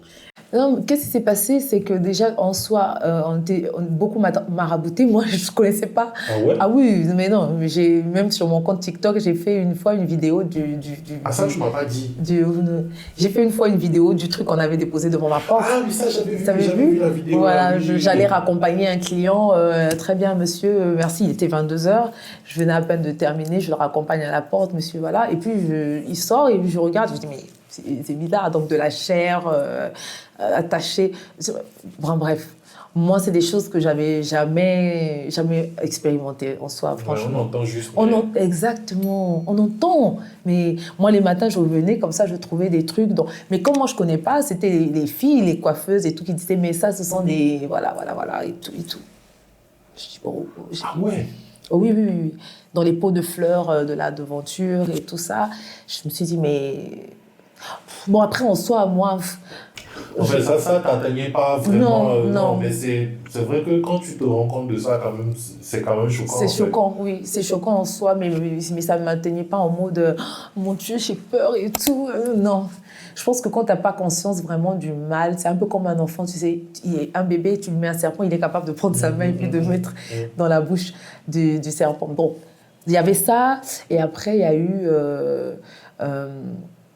une pression, en fait, tu sais, une pression au niveau du bailleur, tout simplement, qui voulait pour rien. La petite sœur qui voulait reprendre la maison. Enfin, bref, soi-disant, le bailleur était décédé, que les enfants, c'était une question d'héritage un peu compliquée. J'étais déjà à 400 000 de loyer, et tellement, moi, j'aime pas changer, je voulais garder ce lieu. Je disais, mais je peux augmenter. Il n'y a pas de souci, on n'a qu'à augmenter, on passe à folie. Mais c'était ça, en fait. Problème de... Donc, on te met la pression de les enfants ne sont pas d'accord, les enfants ne sont pas ceci. Donc, après, il y a un huissier qui vient et qui te donne un délai pour sortir et tout ça. Tu te dis, on a la réserve d'argent qu'il faut, on a les économies qu'il faut, on a le temps, on va trouver. Il n'y a pas de raison. Ah, ok. Et ça, c'est parti pour la recherche de nouveaux... C'est parti pour la local. recherche d'un nouveau local. C'est parti pour la recherche d'un nouveau local. C'était un gros souci. C'était aussi dans la bonne période où il y avait l'histoire de Sanko qui battait bien quand même de... voilà. Okay. Donc les instituts étaient très mal vus quand tu dis que tu viens louer pour l'institut et tous les gens. Ah non, je ne fais pas de massage. Ah non. Ouais, parce que les gens ne voulaient pas que tu fasses des massages. Or, tu n'en proposais même pas dans le truc. En tout cas, c'était pas ta... Voilà, ouais. Tu veux gâter. Non, je ne veux pas gâter, je veux dire la vérité. Je ne veux pas mentir. C'était pas, en tout cas... C'était pas le truc principal, quoi. En tout cas, ça ne faisait pas partie des activités, des services qui nous faisaient rentrer de l'argent. Quoique ça aurait pu avec les propositions que j'ai eues quand même. Ah, c'est vrai aussi. Ah oui. C'est vrai. Oui. Tu peux parler de ça? Bien sûr, pourquoi pas. Vas-y. Non, mais moi, j'ai eu des propositions en mode, vous faites les massages à combien, tu donnes le prix. Et la personne peut payer, mais 4 fois, 5 fois beaucoup plus cher.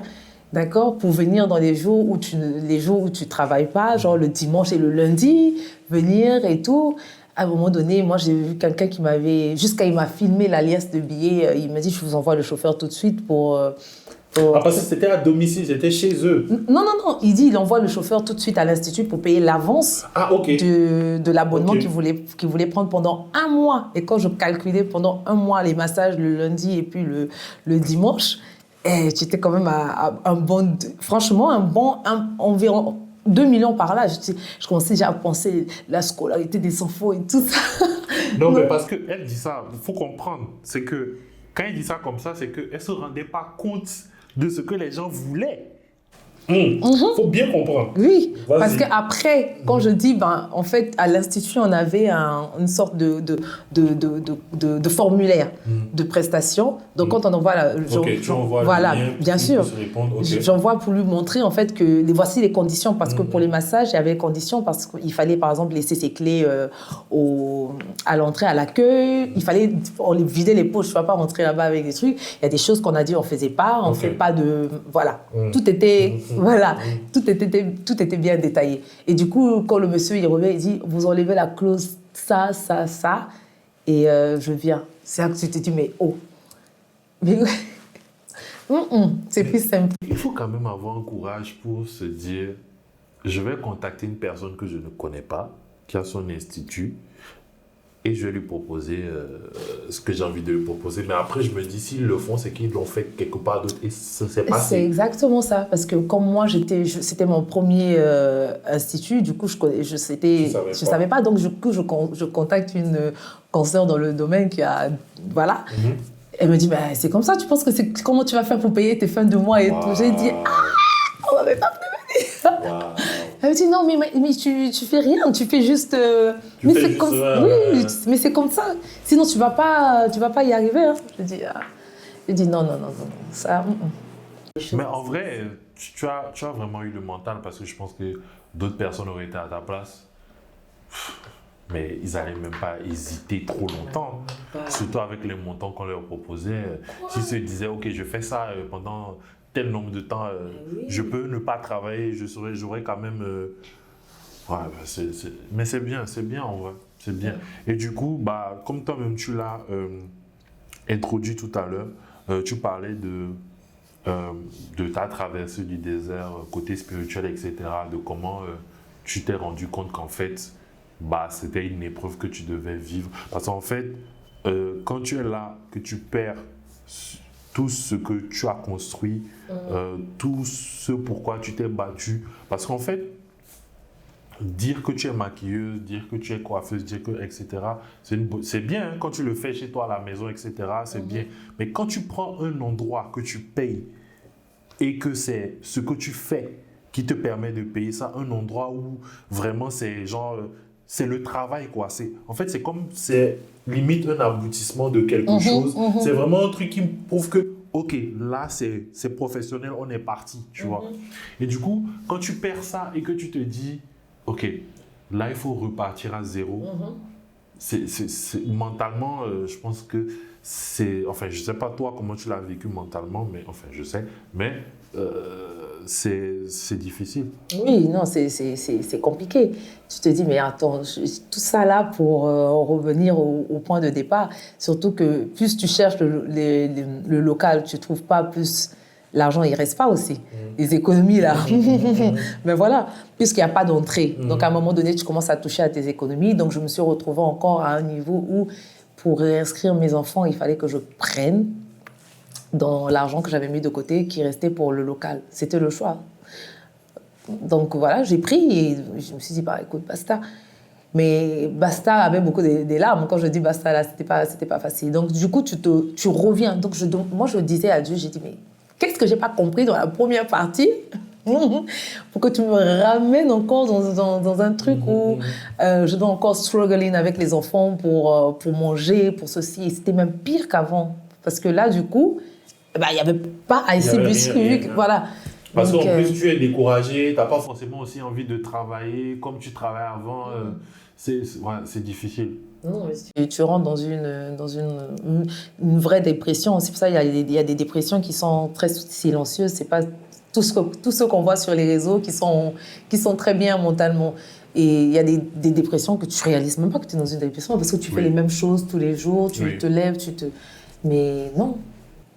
Ouais, c'était chaud. C'était plus chaud que la première fois. Je pense pas, mais est-ce que c'est à partir de là que tu as vraiment accéléré pour tous les lives que tu fais sur TikTok? C'est à partir de là parce que en soi, j'ai commencé à vivre ma foi et tout machin. Donc c'est à partir de là que je faisais des lives pour encourager des gens alors que moi-même j'avais pas le courage. Donc et je dis souvent ça, que beaucoup de lives que je faisais, je finis, je coupe le live et moi je pleure après. Je finis, je suis en larmes, je dis mais Seigneur, tu m'envoies, et puis je déclare des choses et après tu as même des messages en inbox que non, la prière que tu as eu à faire et tout. Je dis mais attends. Oui, tu vois. Donc, en soi, oui, c'est un moment donné où je me suis retournée vers le Seigneur en même temps. Est-ce que tu avais tenté de faire autre chose à part le maquillage en cette période? Oh, oui. Oui. Qu'est-ce que tu as tenté? Un autre truc que j'aime bien faire, j'aime bien cuisiner. J'aime bien cuisiner et tout, mais jamais de la vie, je me disais que non, tu vas cuisiner pour vendre et tout. Genre, tu vends le manioc, des trucs comme ça. Et c'est là que tu apprends, en fait, c'est ça. Tout à l'heure, je suis en train de dire qu'est-ce que j'ai pas appris lors du premier désert. Le deuxième désert, tu apprends beaucoup l'humilité. Tu descends vraiment de ton piédestal et tu commences à vendre des choses. Et je me souviens que je disais à ma mère, c'était juste comme ça que je lui disais. Je disais, s'il faut qu'un jour je me retrouve dans le marché vendre des tomates, je vais vendre des tomates, mais je ne retournerai plus. Donc là, je me suis retrouvée à faire... Je faisais de la braise, je faisais des croupires de dinde d'ailleurs. Quand tu dis je ne retournerai plus, je ne retournerai plus... Oui, je ne retournerai plus, en tout cas dans une relation à laquelle je ne crois pas, juste parce qu'il faut que je paye des factures. Donc, j'étais en train de faire un petit passement de produits, en fait. Les croupires de dinde, le goût de ça. Parce que tu continues toujours?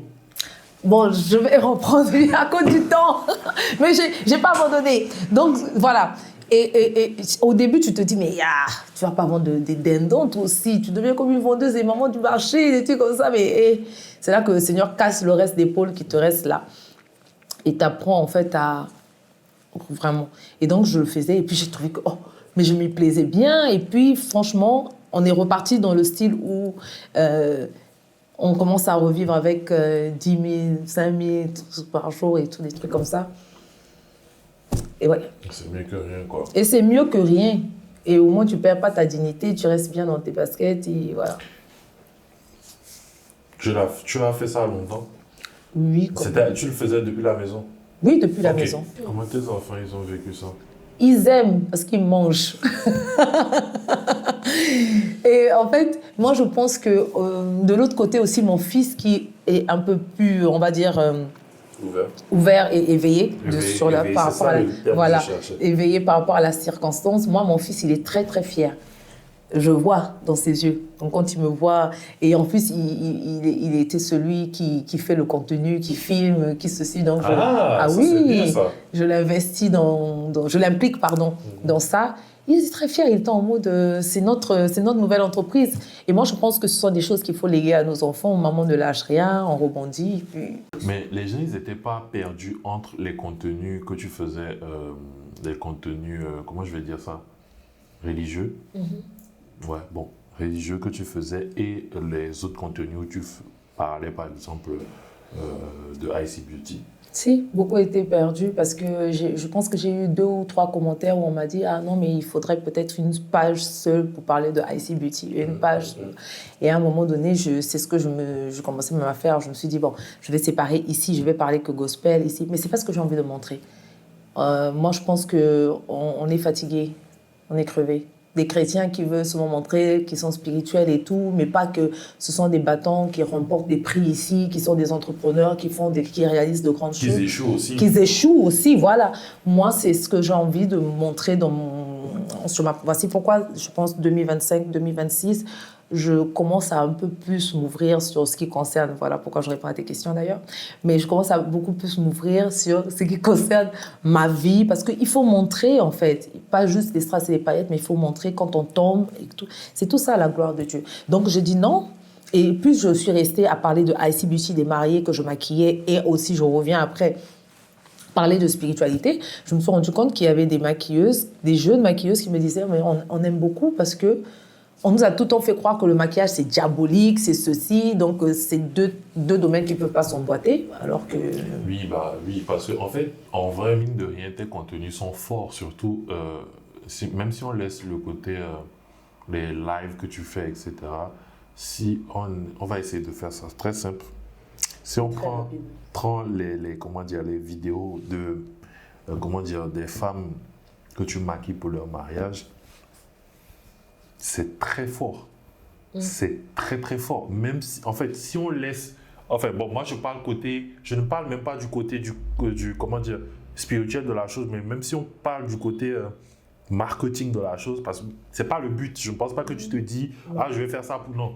Mais même si on prend le côté marketing de la chose, c'est très, très fort parce que déjà, le mariage, c'est quelque chose de très sacré, c'est quelque chose de très... spirituellement, c'est très important. Et le fait que tu rajoutes le côté même où tu pries avec tes mariés, le côté où tu les maquilles, tu prends soin d'elles, etc. du début jusqu'à la fin, or que ton travail, normalement, ton travail peut s'arrêter littéralement quand tu finis de la maquiller, mais toi, tu vas vraiment jusqu'au bout, tu les suis dans tout le processus. Et en plus, comment je voyais ça, c'était plus... les autres ne vont pas le voir de la même manière, mais moi, comment je voyais ça, c'était OK. La dame, elle est là, elle a vécu des choses dans sa vie, son mariage ne s'est pas forcément passé comme elle voudrait, mais par contre, quand elle va maquiller pour les gens, pour la même chose, c'est même pas en mode, c'est même pas comme si elle est en mode. Ouais, fais attention. Non, c'est arrivé ça. C'est arrivé. J'ai eu cette période-là. Non, mais attends. Est-ce que tu penses que. Attends. Genre en mode. Est-ce que tu penses que même les conseils que tu donnais, c'était en mode pour décourager la personne ou plus pour la conseiller pour que ça se passe mieux? C'est très différent. Avant, je ne conseillais même pas. Pas du tout. Parce que ce que j'allais dire, ça n'allait pas être positif. Donc je disais, bon, c'est mieux, tu te tais. Je maquillais en mode. Tu sais pas dans quoi tu... mais tu le disais pas. Non, mais je ne le disais pas. Mais ça, c'était avant. Okay. C'était avant. Ok, tu étais en... Ok, d'accord. Mais ouais. Moi, ce que je disais, c'est pas que tu es en mode... Tu arrives devant la maquillée... devant la mariée, tu es en mode... Franchement, le mariage, c'est pas... Non, aujourd'hui, quand je le dis, c'est parce que je le crois. Okay. Parce qu'il y a eu un cheminement, il y a eu un processus de restauration. Donc, quand je conseille mes mariées sur le mariage, où elles vont entrer et tout, mais franchement, je les crois. conseils sont positifs. Positifs, avec leur part de vérité. Oui, non, mais tout ça peut être véridique sans être comment dire, négatif. Négatif, en fait. oui. Voilà, c'est genre, en mode, tu conseilles, mais c'est pas pour décourager la personne, mais c'est plus pour lui dire, écoute, fais attention à ci, à ça. Et puis, Voilà, c'est ça. Voilà, c'est la vie, quoi. Donc, Exactement. ça, c'est très fort, et je pense que ça, c'est l'une des raisons pour lesquelles il y a beaucoup de personnes qui veulent. Tu sais, sur ça, je pense que ça sera très difficile pour toi de trouver une personne. Enfin, même si tu forces les mariés aujourd'hui à dire « Ok, c'est mon assistante qui va venir », je pense que sur cette partie-là, ça va être très compliqué pour toi moi de aussi, te je détacher. sais. Et moi aussi, je ne suis pas prête à laisser les mariés parce que je sais combien de fois ce point, cet aspect-là est très important. Et tu as dit quelque chose pour moi, de très important à relever. Tu as dit... Côté marketing, moi j'ai remarqué, en plus les vidéos de mes mariés ont fait boum, j'ai beaucoup de vues par rapport à ça et j'ai remarqué que beaucoup de maquilleurs aussi Faisaient la même chose. Oui, copiaient. Non mais c'est ça, c'est le terme. Hein. C'est ça. C'est le terme. C'est ça. On est fatigué de faire semblant. Donc copier, c'est dangereux parce qu'en fait, parler de Jésus lors du maquillage, Jésus n'est pas un buzz, c'est pas un truc de marketing. On transmet vraiment ce que l'on est. Mais c'est vrai qu'aujourd'hui, le mariage, ça fait vendre. La religion, ça fait vendre. Tu vois. Donc, quand tu te positionnes comme quelqu'un de très pieux et qui, en même temps, c'est en mode, on va venir chez lui. Mais c'est très dangereux de ne pas dire aux gens, en fait, à quoi ils s'exposent en utilisant la foi comme outil de marketing. Pas du tout. C'est pas du tout ça. Oui, parce que, en fait, toi, quand tu le fais, c'est pas... En fait, comme je l'ai expliqué, c'est pas calculé. C'est des moments qui arrivent parce qu'ils doivent arriver. Et en plus, excuse-moi de t'entraver, il y a plein de montages que moi je ne publie pas parce que j'ai rien à raconter dessus. C'est pas tout le temps que je vais maquiller une mariée qu'il y a quelque chose de spirituel qui se passe et tout. Il y a des trucs, je mets juste la musique, quoi. Mais quand qu'il y a quelque chose, là, j'en parle. Mais tu vois des vidéos aujourd'hui sur YouTube, sur TikTok, en mode le Seigneur est monté, le Seigneur est descendu, mais non, je veux dire non. Non, mais faut pas jouer avec ça. Faut pas jouer avec ça. Faut pas jouer avec ça. Faut pas jouer avec ça, surtout dans des moments comme ça, faut pas du tout jouer avec ça. C'est très dangereux et ça peut vous retomber dessus d'une manière. Mal. Vous n'allez pas vous en sortir.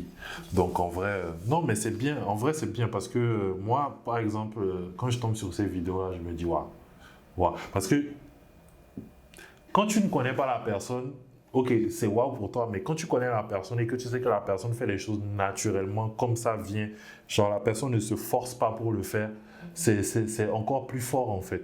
Et en tout cas, c'est bien, continue. Mais du coup, à quel moment maintenant tu t'es...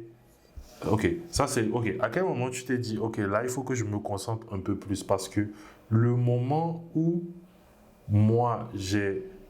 le moment où tu m'expliquais que tu allais devenir pasteur... Est-ce que tu m'avais dit d'abord pasteur? Tu m'avais pas dit que tu allais devenir sœur ou un truc comme ça? Oui, avant je disais que je voulais devenir sœur. Tu m'avais dit ça. Et puis après un moment donné, je ne sais plus, on parlait de quoi et que tu m'avais expliqué que tu faisais des cours de théologie ou de je sais pas, un truc comme ça, etc. Je me suis dit, ah ok, d'accord. Elle veut plus être sœur. Du coup, comment en fait? Pourquoi et comment tu es arrivé là? Moi, je n'ai jamais voulu être pasteur. Hein. Je sais. Voilà, j'ai jamais voulu être pasteur en soi. Mais après, comme je disais tout à l'heure, en fait, moi, je vivais mon désert tranquillement. Mais si je parle encore, si c'est très spirituel, tu vas me dire, est-ce que je peux parler comme ça? Ok, non, d'accord. Vas-y, parce que de toute façon, je pense que c'est quand même important. Oui, c'est qu'à un moment donné, dans ma spiritualité, on va dire ça comme ça, je suis revenue vraiment dans ma spiritualité à fond et je réalise que perdre l'institut, c'est pas simplement, voilà, c'est pas tu as de l'argent, c'est comme quand on dit l'argent ne fait pas le bonheur, c'est parce qu'en fait tu peux avoir l'argent et tu as un problème de santé, tu n'arrives pas à te soigner. Donc c'est exactement la même chose. J'avais tout ce qu'il fallait pour relancer, j'étais encore en plein dans le truc, mais ça venait pas. Ça venait pas jusqu'à ce que tous les fonds disparaissent. Je me suis dit non, il y a forcément quelque chose. Et c'est là que de plus en plus le Seigneur me faisait comprendre en fait que tu profites de moi. Tu ne me sers pas, tu profites de moi. Je dis mais moi je suis sur TikTok, moi je fais des lives et tout, je fais des vidéos, je parle de l'évangile. Je motive les gens à prier et tout. Comment ça je me sers de toi? Parce qu'en réalité à un moment donné, comme on a dit, la foi fait vendre. L'évangile, ça rend populaire aujourd'hui. Donc, tu viens parler un peu, Jésus est monté, Jésus est couché, Jésus est descendu, paf, tu as déjà 1000 vues, demain, tu as encore envie de faire pour avoir les 1000 vues. L'algorithme te met en avant. Donc, du coup, tu as encore envie de produire du contenu sur la foi, alors qu'en réalité, tu ne vis pas la foi. Tu n'as aucune intimité avec le Seigneur, tu n'as pas... Ok, attends. Parce que ce que tu dis, il faut apporter une nuance. Parce que si tu dis ça comme ça, c'est comme si toi, tu le faisais parce que tu voulais avoir les vues. Alors, non, je ne le faisais pas parce que je voulais avoir les vues, mais sans le vouloir, je me retrouvais dans cette spirale où je faisais des choses qui allaient dans ce sens-là. Ok. Tu vois, c'est, je sais pas quel exemple donner. C'est-à-dire que j'étais dans une habitude. C'est-à-dire, il faut que je produise 2 fois parce que j'aime ça. Ok. Voilà, j'aime ça en soi. Pas que Mais j'ai qu'est-ce envie que tu d'être aimais? Est-ce que c'était le fait de produire du contenu ou bien est-ce que c'était le fait de parler de Jésus, de Dieu, etc., de l'évangile? J'aimais le fait de parler de Jésus et le fait que ça produise, enfin, que ça impacte des gens, que ça touche des gens et tout. Dans le résultat derrière. Le résultat derrière. Or, ce que Dieu veut, c'est pas seulement ça. Ce que Dieu attend de nous, c'est qu'en plus d'aimer parler de lui, on puisse aimer le vivre en soi. Les sacrifices qui vont avec, tout ce qui se passe derrière la caméra en temps normal, ce qui devrait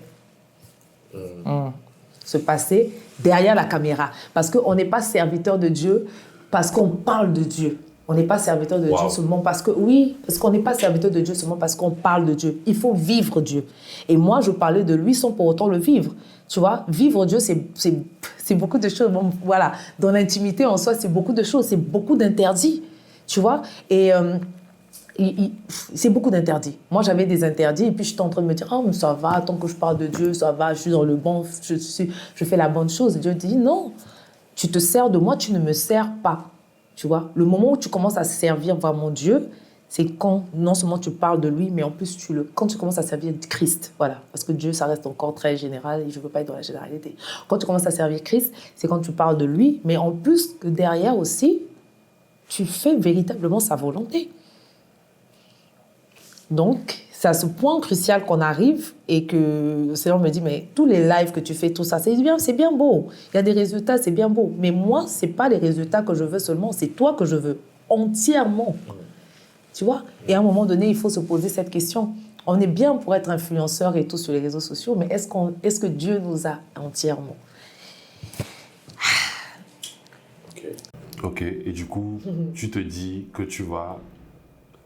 Mais du coup, tu prends quelle décision à ce moment-là? Du coup, je prends... J'ai même pas eu de décision à prendre. Il me dit, tu te retires. Je sais pas, pour ceux qui me suivent vraiment, ils savent qu'à un moment donné, je ne postais plus. Ça a duré combien de temps? C'est... avant ma consécration, quand même, j'avais bien ralenti le truc. On a eu quand même fait quoi, 1 an ou quoi? Où mes abonnés, c'est là où tu te vois, en fait, tes abonnés n'évoluent pas. Et quelqu'un qui était à 78 000, toi, tu étais déjà à 100 et quelqu'un qui t'a rattrapé, il est à 140. Tu regardes, tu te dis, en soi, c'est... Parce que l'algorithme ne te met plus en avant puisque tu ne produis pas. C'est OK.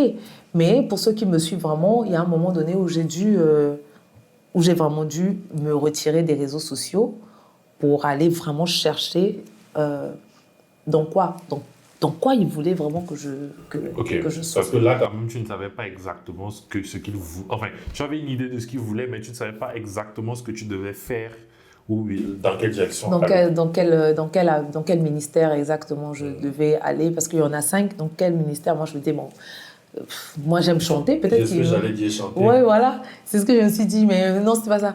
Donc, du coup, je me suis dit, peut-être qu'il veut que je devienne artiste gospel, il n'y a qu'un problème. Donc, il faut poser la question. Donc, avec mon père spirituel aussi, l'apôtre Jean-Jacques Lago, donc, on a fait des exercices, on a beaucoup travaillé là-dessus, beaucoup prié, beaucoup jeûné. Comment tu as rencontré ton père spirituel?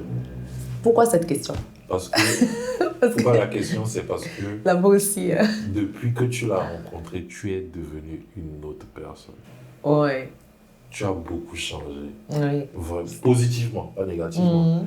Tu as beaucoup changé. Et du coup, comment ça s'est passé? Comment tu l'as rencontré? Et comment, à partir de là,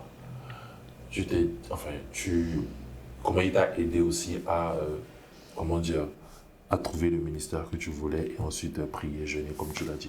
Mon père spirituel a utilisé une arme mon père spirituel, l'apôtre Jean-Jacques Lago, a utilisé une arme forte, l'amour.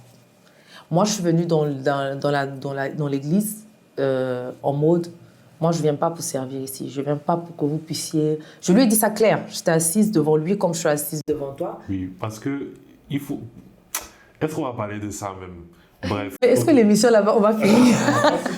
Non, mais bon, ok.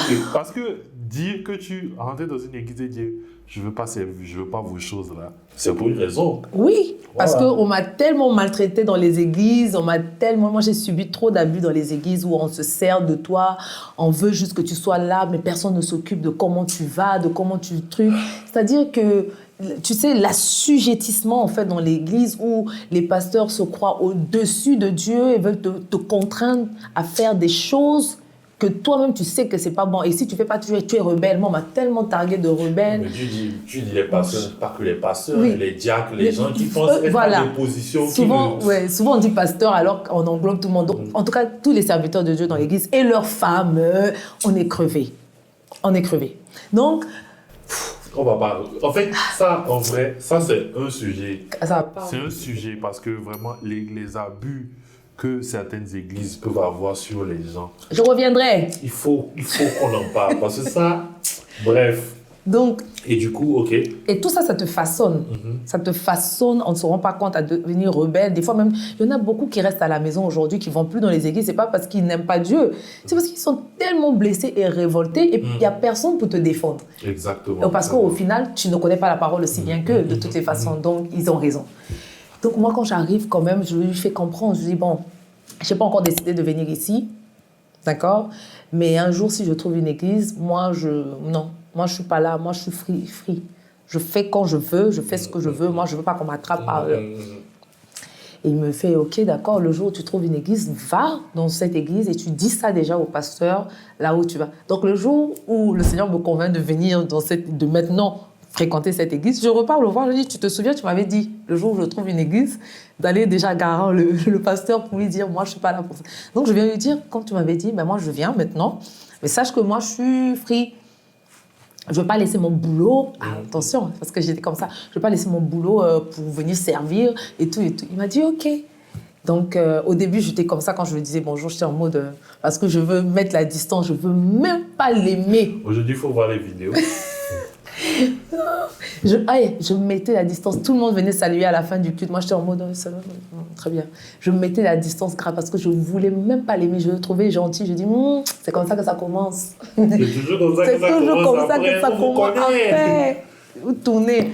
Mais il a utilisé beaucoup de patience quand même père. Et quand j'ai perdu mon boulot, une chose qui se passe très rarement dans les églises, c'est que quand tu as un boulot et que tu sèmes, parce que moi, je donnais mes dîmes, je donnais mes offrandes, je participais aussi au partenariat et tout. Quand tu sèmes, quand tu n'as plus, ben en fait, on te néglige. Ouais. Bah, tu n'apportes plus rien à l'église. Tu n'apportes plus rien. Lui, son regard... Pardon. Je reviendrai, on va parler de ça. On va se lâcher. Et j'avais peur de ça. J'ai dit, maintenant que j'ai plus de travail, là, est-ce qu'on va... Mon cher, je me dis même, je ne donnais plus partenariat. Son regard n'a jamais changé. Jamais de la vie. Au contraire, il a pris une position maintenant de père, comme si mon père était vivant. Il prenait soin de moi, il m'achetait le gaz. En fait, dinguerie. Il prenait mes enfants, il achetait des trucs à manger à mes enfants. C'est comme s'il savait que des fois, j'avais rien à manger avec mes enfants. Et des dimanches après l'église, comme ça, il achetait des trucs à ma fille. Donc, bref. En soi, lui, il ne faut pas qu'on en parle. Donc, il a beaucoup aidé, et avec l'amour seulement. Est-ce que tu t'étais baladé dans certaines églises pour trouver celle qu'il te fallait? Parce qu'en fait, quand tu quittes une église, il y a le moment où tu n'as plus du tout envie d'aller à l'église, tu as juste envie de rester à la maison, sauf que rester à la maison, ça ne suffit pas. Et puis, il y a le moment où tu vas chercher l'église qui te convient. Est-ce que déjà tu as eu à te balader pour trouver une église avant de tomber sur cette église, son église? je me suis baladée. Je marchais. Oh. Non, je me suis baladée jusqu'à... Ma mère, elle dit, c'est la prostitution spirituelle. J'ai dit, maman, même si c'est la prostitution spirituelle, mais entre-temps, il y avait des moments où je me rebellais, je restais à la maison. Hein. Je dis, je ne vais plus. Mais tu sais, c'est plus fort parce que, en fait, à l'église, moi, j'ai besoin de servir. J'avais toujours besoin de chanter, par exemple, je voulais. C'est pas juste parce que j'aime chanter, mais c'est un transfert. Je sais ce que ça apporte aux gens. Je ne pouvais pas rester à la maison. Mais la dernière expérience, là, j'ai dit non. C'est bon. Gagné, je reste à la maison. Donc, quand je me retrouve dans son église, c'est pas que j'ai voulu, c'est que je travaillais dans une ONG et puis j'ai interviewé sa femme, et concours de circonstances, on m'a invité. Bon, voilà. C'est pas que j'ai cherché, en tout cas. Moi, j'étais là, j'ai dit, je ne veux pas être avec vous. Je suis avec vous, mais je ne suis pas avec vous. C'est là que dès que je finis, je pars, je fuis. Mais voilà, ça a pris 2 ans de lutte comme ça, jusqu'à ce que, bon, ils disent, bon, je vais quand même rentrer dans un département, la chorale, et servir Dieu, et mettre à disposition ce que je sais, si ça peut aider, voilà. Donc, tu as commencé par la chorale. Ok. J'ai commencé par la chorale. Et ensuite, comment ça s'est passé? Très combattu. Mais bon, j'en dirai pas plus. Ah, même à l'église, vous faites ça? Trop, non, ouais. Donc, voilà, après la chorale en soi, je m'intéressais à... En fait, j'avais le cœur de trouver des solutions là où je voyais des gaps. Okay. Parce que pour moi, en fait, l'église devait être à une dimension... Toujours, pour moi, l'église doit être dans une dimension. Donc, quand je vois, par exemple, qu'il nous faut n'importe quoi, la communion fraternelle, je dis, il faut qu'on fasse de l'agapé. Donc, je faisais des beignets, j'emmène à la fin des cultes, je partage aux gens, je faisais le pain. Mais ça ne te décourage pas? Ça m'a découragée. Parce que parfois, il y a le moment où tu rentres dans l'église avec tellement d'idées, tellement de trucs pour améliorer l'église. Et quand tu te rends compte que les personnes que tu veux aider, c'est eux qui te mettent des bâtons dans les roues. En fait, c'est décourageant.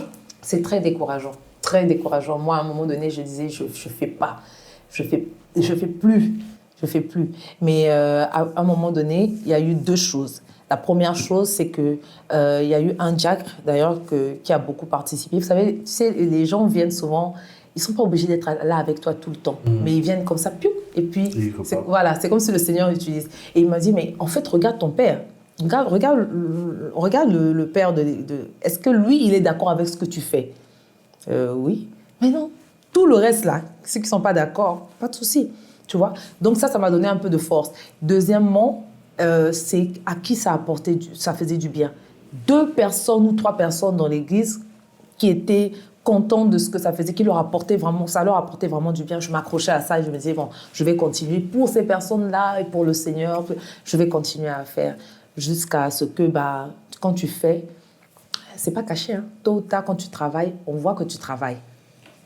Et Dieu élève ces personnes-là qui travaillent. Et du coup, comment tu deviens pasteur? Donc, du coup, je deviens pasteur parce que je commence à me poser les vraies questions de dans quoi il veut que je sois. Je travaille dessus avec mon père spirituel et tout. Et j'apprends la différence entre les 5 ministères, donc apostolique, prophétique, évangélique, quoi d'autre encore, docteur et pasteur, voilà, les 5. J'apprends à faire la différence. Et là, je comprends que j'avais déjà des prédispositions en fonction des dons que j'avais, des passions. Tu sais, les choses que toi-même tu fais des fois. Personne ne t'a demandé, mais tu vas m'aider, tu vas m'écouter, tu vas me ceci, tu vas me conduire, tu vas me conseiller et tout. Et par la prière, le jeûne et tout, c'est plus là-bas en fait que... Ouais, c'est plus, ça correspondait plus à ça. Bien que y a un autre ministère qui s'attache à ma vie, mais je n'en parlerai pas maintenant. Mais voilà, c'est comme ça que j'ai découvert. Tu n'as pas eu peur? Si, beaucoup. Je me suis dit, mais qui va m'écouter dans mon église déjà? Comment ça, qui va t'écouter? Oui. On va t'écouter? Non, mais... En fait, après ça, c'est normal que tu te dises, moi de l'extérieur, c'est logique qu'on va t'écouter. Non, parce que dans mon église, je me dis, je suis juste une femme, je suis juste la leader de la chorale. En soi, moi, je faisais beaucoup de choses sur les réseaux sociaux. J'impactais beaucoup sur les réseaux sociaux. Mais dans l'église, eux, ils ne voyaient pas. Donc, quand je vais à l'église, je fais le minimum, je me mets dans mon coin. Donc, eux, ils ne savent pas. Donc, quand on te met pasteur, il y a beaucoup qui ont critiqué. Ah ouais? Ah oui, il y en a beaucoup qui sont partis de l'église parce qu'on m'a consacré. Et mon père spirituel m'a avoué ça après. Mais est-ce qu'ils pensent que... Genre, en fait, bon, après, c'est l'expérience qui fait. Mais parfois, il y a des gens qui pensent que... Genre, c'est parce qu'on te voit tous les jours un dimanche et puis un jour, la personne se lève et dit, bon, toi, tu seras pasteur. Mais en fait, c'est pas comme ça. C'est pas comme Normalement. Oui, C'est pas oui, comme ça. normalement. Parce qu'il y a des églises là. Hein? Oui. Bon. Non, normalement, c'est pas C'est comme pas ça. comme ça. Genre, il y a des études qu'il faut faire. Il y a plein de choses qu'il faut faire avant de devenir pasteur. En fait, genre, c'est pas genre, vous vous levez un matin, vous devenez pasteur comme parce que, bon, voilà, c'est les réseaux sociaux aussi qui font les choses comme ça. Hein? Et moi-même, je ne voulais pas, je refusais parce que je me suis dit non, mais Seigneur, je ne suis pas mariée, je ne peux pas être pasteur parce que là, je vais être encore exposée. Tout le monde va vouloir savoir ma vie. Déjà, quand on dit la femme ne prêche pas, en plus, elle n'est pas mariée. J'ai dit non, Seigneur, non, je ne veux pas. Je veux pas. Oui, parce qu'il y a un automatisme, parfois, c'est le mari, il est pasteur et automatiquement, la femme devient pasteur. C'est faux. Oh, C'est pas le couple qui est appelé au ministère. c'est ça. Mais quand tu vois certaines églises, dans la tête de tout le monde, si le mari il est pasteur, bah, la femme elle est automatiquement pasteur. Or, c'est pas ça, en fait. C'est pas du tout ça. C'est pas du tout ça. Mais bon, bref, on va viser personne ici. Bon, mais non, mais en fait, et puis, parce que quand tu parles de mariage, etc., les gens ils se disent automatiquement que, bon, en fait, c'est pas. Dans leur tête, c'est beaucoup plus facile de voir un homme pasteur qui n'est pas marié que de voir une femme pasteur qui n'est pas mariée. Exactement. Dans leur tête, effectivement. Ça, c'est encore tu vois, c'est encore plein de choses, en fait, qu'il faut déconstruire. On ne va pas s'en sortir. Donc, c'est plein de choses qu'il faut déconstruire. Donc, en soi, une femme qui prêche, c'est déjà compliqué. En plus, elle n'est pas mariée. Elle va prêcher, on va prêcher quoi? Non, mais pas mariée même, ça va. Mais elle est divorcée. C'est pas la même chose. Moi, j'ai toujours dit, à un moment donné, c'est-à-dire en 2025 déjà, en 2025, 2026, on est là, j'ai accepté que je suis non conventionnelle. Je suis une outsider. Je viens de nulle part et je sors quelque part et vous ne pouvez rien faire avec ça. D'accord? Donc, j'ai accepté. De toute façon, tu me connais, tout de moi est non conventionnel. Donc, s'il faut vivre selon ce que les gens trouvent normal ou pas, on ne va pas s'en sortir. Donc, j'ai intégré ça et je fais avec. Tu vois, et je fais avec. Voilà. Comment tes enfants, comment ils ont vécu ça? Ah non, je pense que c'est ma fille m'a dit, maman, tu es devenue pasteur, donc je ne te verrai plus. J'ai dit, j'étais perdue, un truc comme ça. Oh. Parce que pour elle, le fait d'être pasteur, ben, je dois m'occuper des gens, de l'église, tout de l'église. Et ils vont plus. C'est comme si peut-être elle veut revivre un nouveau truc, mais non, j'essaie de la rassurer. Voilà. Mais sinon, en soi, ils sont contents. Ils ont eu un exercice à l'école. Quel est le rôle parce qu'ils sont dans une école catholique et tout, quel est le rôle du pasteur Et mon fils a dit, mais je te demandais à ma mère parce qu'elle est pasteur. J'ai dit, très bien. Très bien. Donc, c'était un exercice que j'ai fait avec lui, mais j'étais très contente. En plus, pour moi, c'est un meilleur accomplissement, si je peux utiliser ce terme, hein, que l'Institut. Je suis trop à ma place, en fait.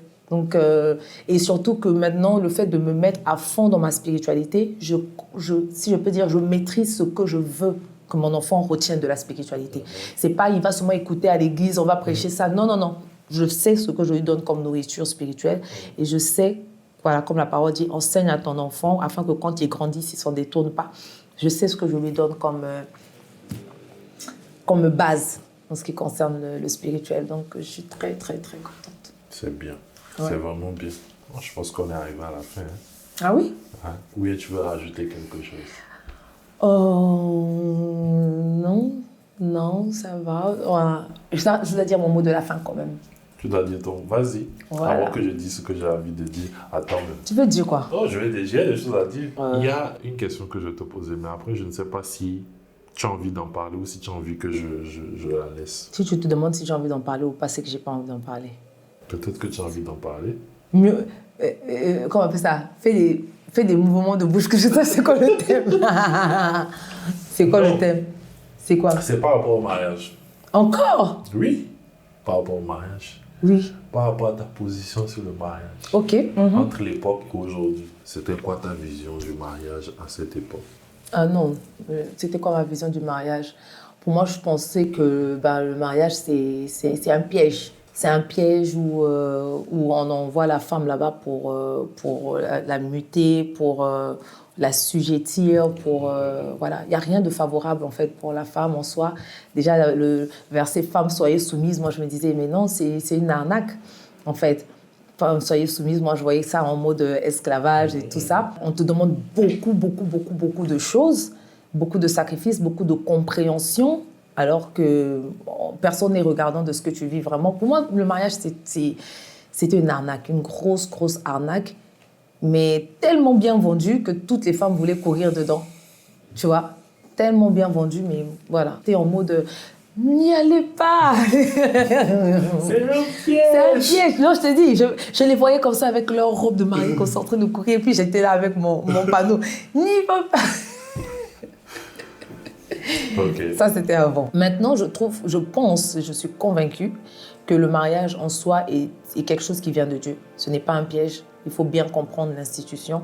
Il ne faut pas se précipiter. Il faut d'abord se connaître beaucoup et savoir ce que Dieu attend de nous pour pouvoir trouver la bonne personne. Se connaître personnellement. Oui, se connaître personnellement pour savoir ce que Dieu attend de nous. Parce qu'en soi, si tu rencontres aujourd'hui une femme, d'accord, qui ne se connaît pas, d'accord, et qui ne sait même pas, par exemple, que... je sais pas, je vais donner quel exemple en fait, qui ne se connaît pas assez, qui ne sait pas que la photographie, ça ne lui dit rien, ça ne l'intéresse pas, les montages, les ceci, les questions, ce sujet ne l'intéresse pas, elle ne s'est jamais posée. Et puis elle vient, elle te rencontre, elle se dit, ah moi je l'aime bien, il est sympathique, il est truc, machin, et puis elle entre dedans. Toi qui te connais, tu sais que tu as besoin de quelqu'un, par exemple, qui pourra comprendre que tu vas passer des nuits à faire des retouches photos. La femme devrait se connaître assez pour dire, ça c'est quelque chose que je peux faire, ou soit que je ne vais jamais supporter. Au lieu de s'arrêter juste à dire, ah il est beau, il est grand, il est ceci, machin, ah il prie, ah il truc. Non, il faut se poser. C'est vrai qu'il y a des gens qui se mettent ensemble parce que le gars ou la femme prie bien. Il prie bien. J'aime trop comment il prie. J'aime trop comment il prie, mais en fait, c'est tellement... La prière, c'est très important, mais ce n'est pas ce qui solidifie une alliance. Je suis désolée. Ça, c'est encore un autre sujet. Bon. Après, ça va peut-être être mal compris, mais non, vous pouvez prier de midi à 14h, de 7 jours sur 7, mais ne pas avoir un foyer qui rend gloire à Dieu. D'accord? Voilà. Pour savoir en fait aussi ce qu'on veut donner à l'autre. Parce que pour moi, je considère que le mariage, c'est je mets cette tasse, tu mets cette tasse, on a 2 tasses. Si moi je mets rien, on n'a qu'une seule tasse. Et c'est très déséquilibré. Donc qu'est-ce qu'on a envie d'offrir en tant que disciple de Dieu? Tout ce que l'on fait doit rendre gloire à Dieu. Et donc, avant de te marier, tu dois te dire, la vision du mariage, c'est laquelle? Est-ce que ça va rendre gloire à Dieu? Si je fais comme ça, si je fais comme ça, c'est très important. Tout le monde n'est pas appelé à se marier, c'est OK. Mais si on doit le faire, il faut bien le faire selon les standards divins et nos standards aussi. Oui. Et si ça ne marche pas, c'est pas grave, c'est pas la fin du monde. C'est pas la fin du monde. C'est pas la fin du monde. Il faut tout essayer pour que ça marche. Mais si ça ne marche pas, c'est pas la fin du monde. Bon, mon mot de la fin. Premièrement, je voulais te remercier pour l'invitation. Il fallait que ça se passe là maintenant. Je pense que tout est aligné maintenant pour que je parle des points que j'ai eu à aborder. Et juste dire à tout le monde, en tout cas ceux-là qui vont suivre cette émission, apprenez à écouter, à faire confiance à la voix, la petite voix intérieure là, en vous qui vous fait comprendre que ce que vous vivez, c'est pas normal, que vous méritez mieux. C'est très important, même s'il y a plusieurs voix autour qui l'étouffent, c'est très important. N'ayez pas de mal à être à contresens de tout le monde, voilà. Tant que vous êtes avec Dieu, mais sérieux, ça peut paraître comme un slogan, mais c'est vraiment une vérité. Être à contresens, des fois, c'est très difficile à assumer. C'est pour ça que beaucoup retournent vraiment dans du n'importe quoi. Votre vie, c'est la vôtre. Il faut la maîtriser, il faut la vivre. On n'est pas appelé à survivre. Il faut vivre vraiment pleinement. Et En soi, moi, je suis très contente de celle que je suis devenue aujourd'hui. Et puis, je bénis le Seigneur pour tout ce par quoi je suis passée. Donc, parce que c'est ça qui fait que je suis là aujourd'hui. Je ne suis pas sûre que je serais intéressante à interviewer si je n'étais pas passée par tout ça. Et pour terminer, je voulais te dire merci à toi. Parce que, merci. Non, parce que, je finis, parce que dans cette période, tu es la première personne qui m'a fait réaliser que j'étais en dépression. Parce que tu m'as dit une fois, mais pourquoi tu t'habilles comme ça? Et ça fait je ne sais pas si tu te souviens, j'avais j'avais ma grosse jupe noire comme ça, je me mettais tout en noir.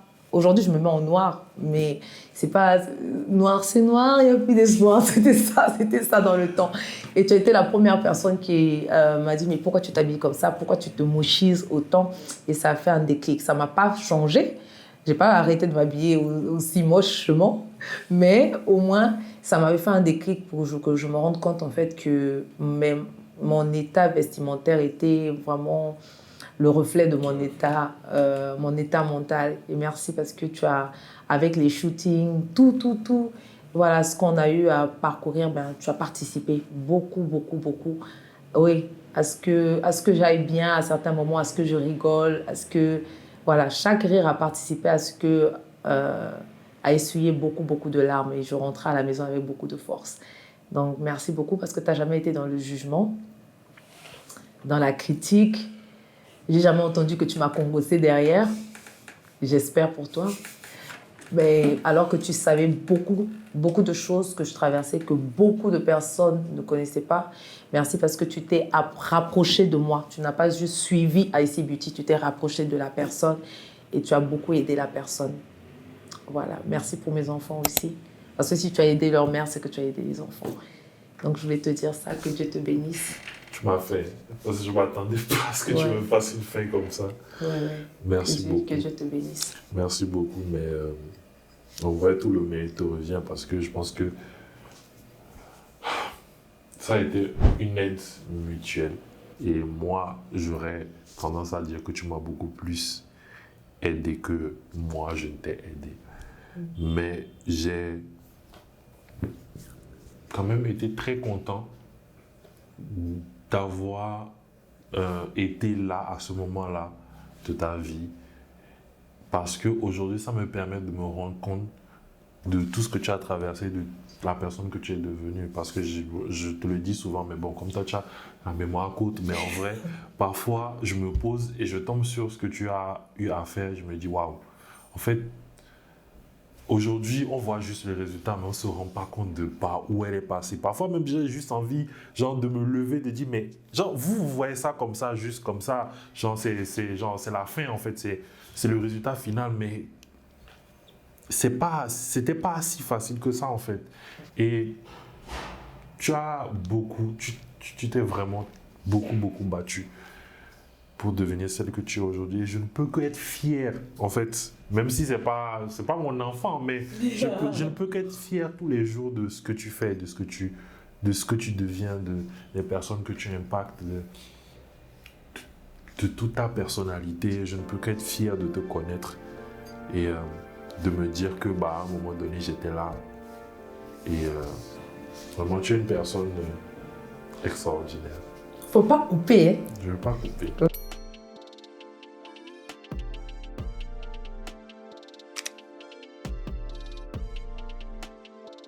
Ok. Je peux que te souhaiter que du bonheur parce que tu le mérites en vrai. Je peux que te souhaiter que du bien. Je peux que te souhaiter que de l'amour. Je peux que te souhaiter du progrès spirituellement, que tu te rapproches encore plus de Dieu. Tout ce que tu vis spirituellement, toutes les bénédictions que tu peux avoir, qu'on est assez proche de toi, ça déteint sur nous. C'est-à-dire que on va te voir, on va se dire, ah ok d'accord, là, Dieu l'a tellement béni que j'ai envie d'être comme elle. Dieu l'a tellement truqué que j'ai envie de suivre ce qu'elle a fait. Et même si on laisse ce côté-là, même au niveau de One Shot Picture ou même de ma propre personne, je vous assure que ce que Frédéric a supporté, personne ne pouvait supporter ça. Mais elle a supporté et je ne suis pas parfait, mais il y a beaucoup de choses qu'aujourd'hui je fais naturellement et en bien, c'est grâce à elle. Donc, remerciez-la dans les commentaires. Je pense que ça ne sera pas le dernier. C'est sûr que vous allez la revoir sur cette chaîne parce qu'il y a d'autres sujets qu'on doit aborder. Mais j'espère que ça vous a quand même édifié tout ce qu'on vous a dit aujourd'hui. Pour cet épisode-là, je vous demanderai de vous abonner comme d'habitude. N'hésitez pas à partager. Partagez parce que je sais que si ça peut vous toucher à un moment, à une partie, n'hésitez pas à faire un screen pour l'envoyer à une amie à vous, à un ami à vous, parce que forcément ça va l'aider. Et n'hésitez pas à aller suivre Pasteur IC Beauty sur les réseaux. Je vais vous mettre ça dans la description et on se revoit bientôt. D'ici là, prenez soin de vous. Peace. Voilà. Faut mettre mon bye-bye dedans. Je sais pas si tu finis avec... Non, si. Je mets ça dedans.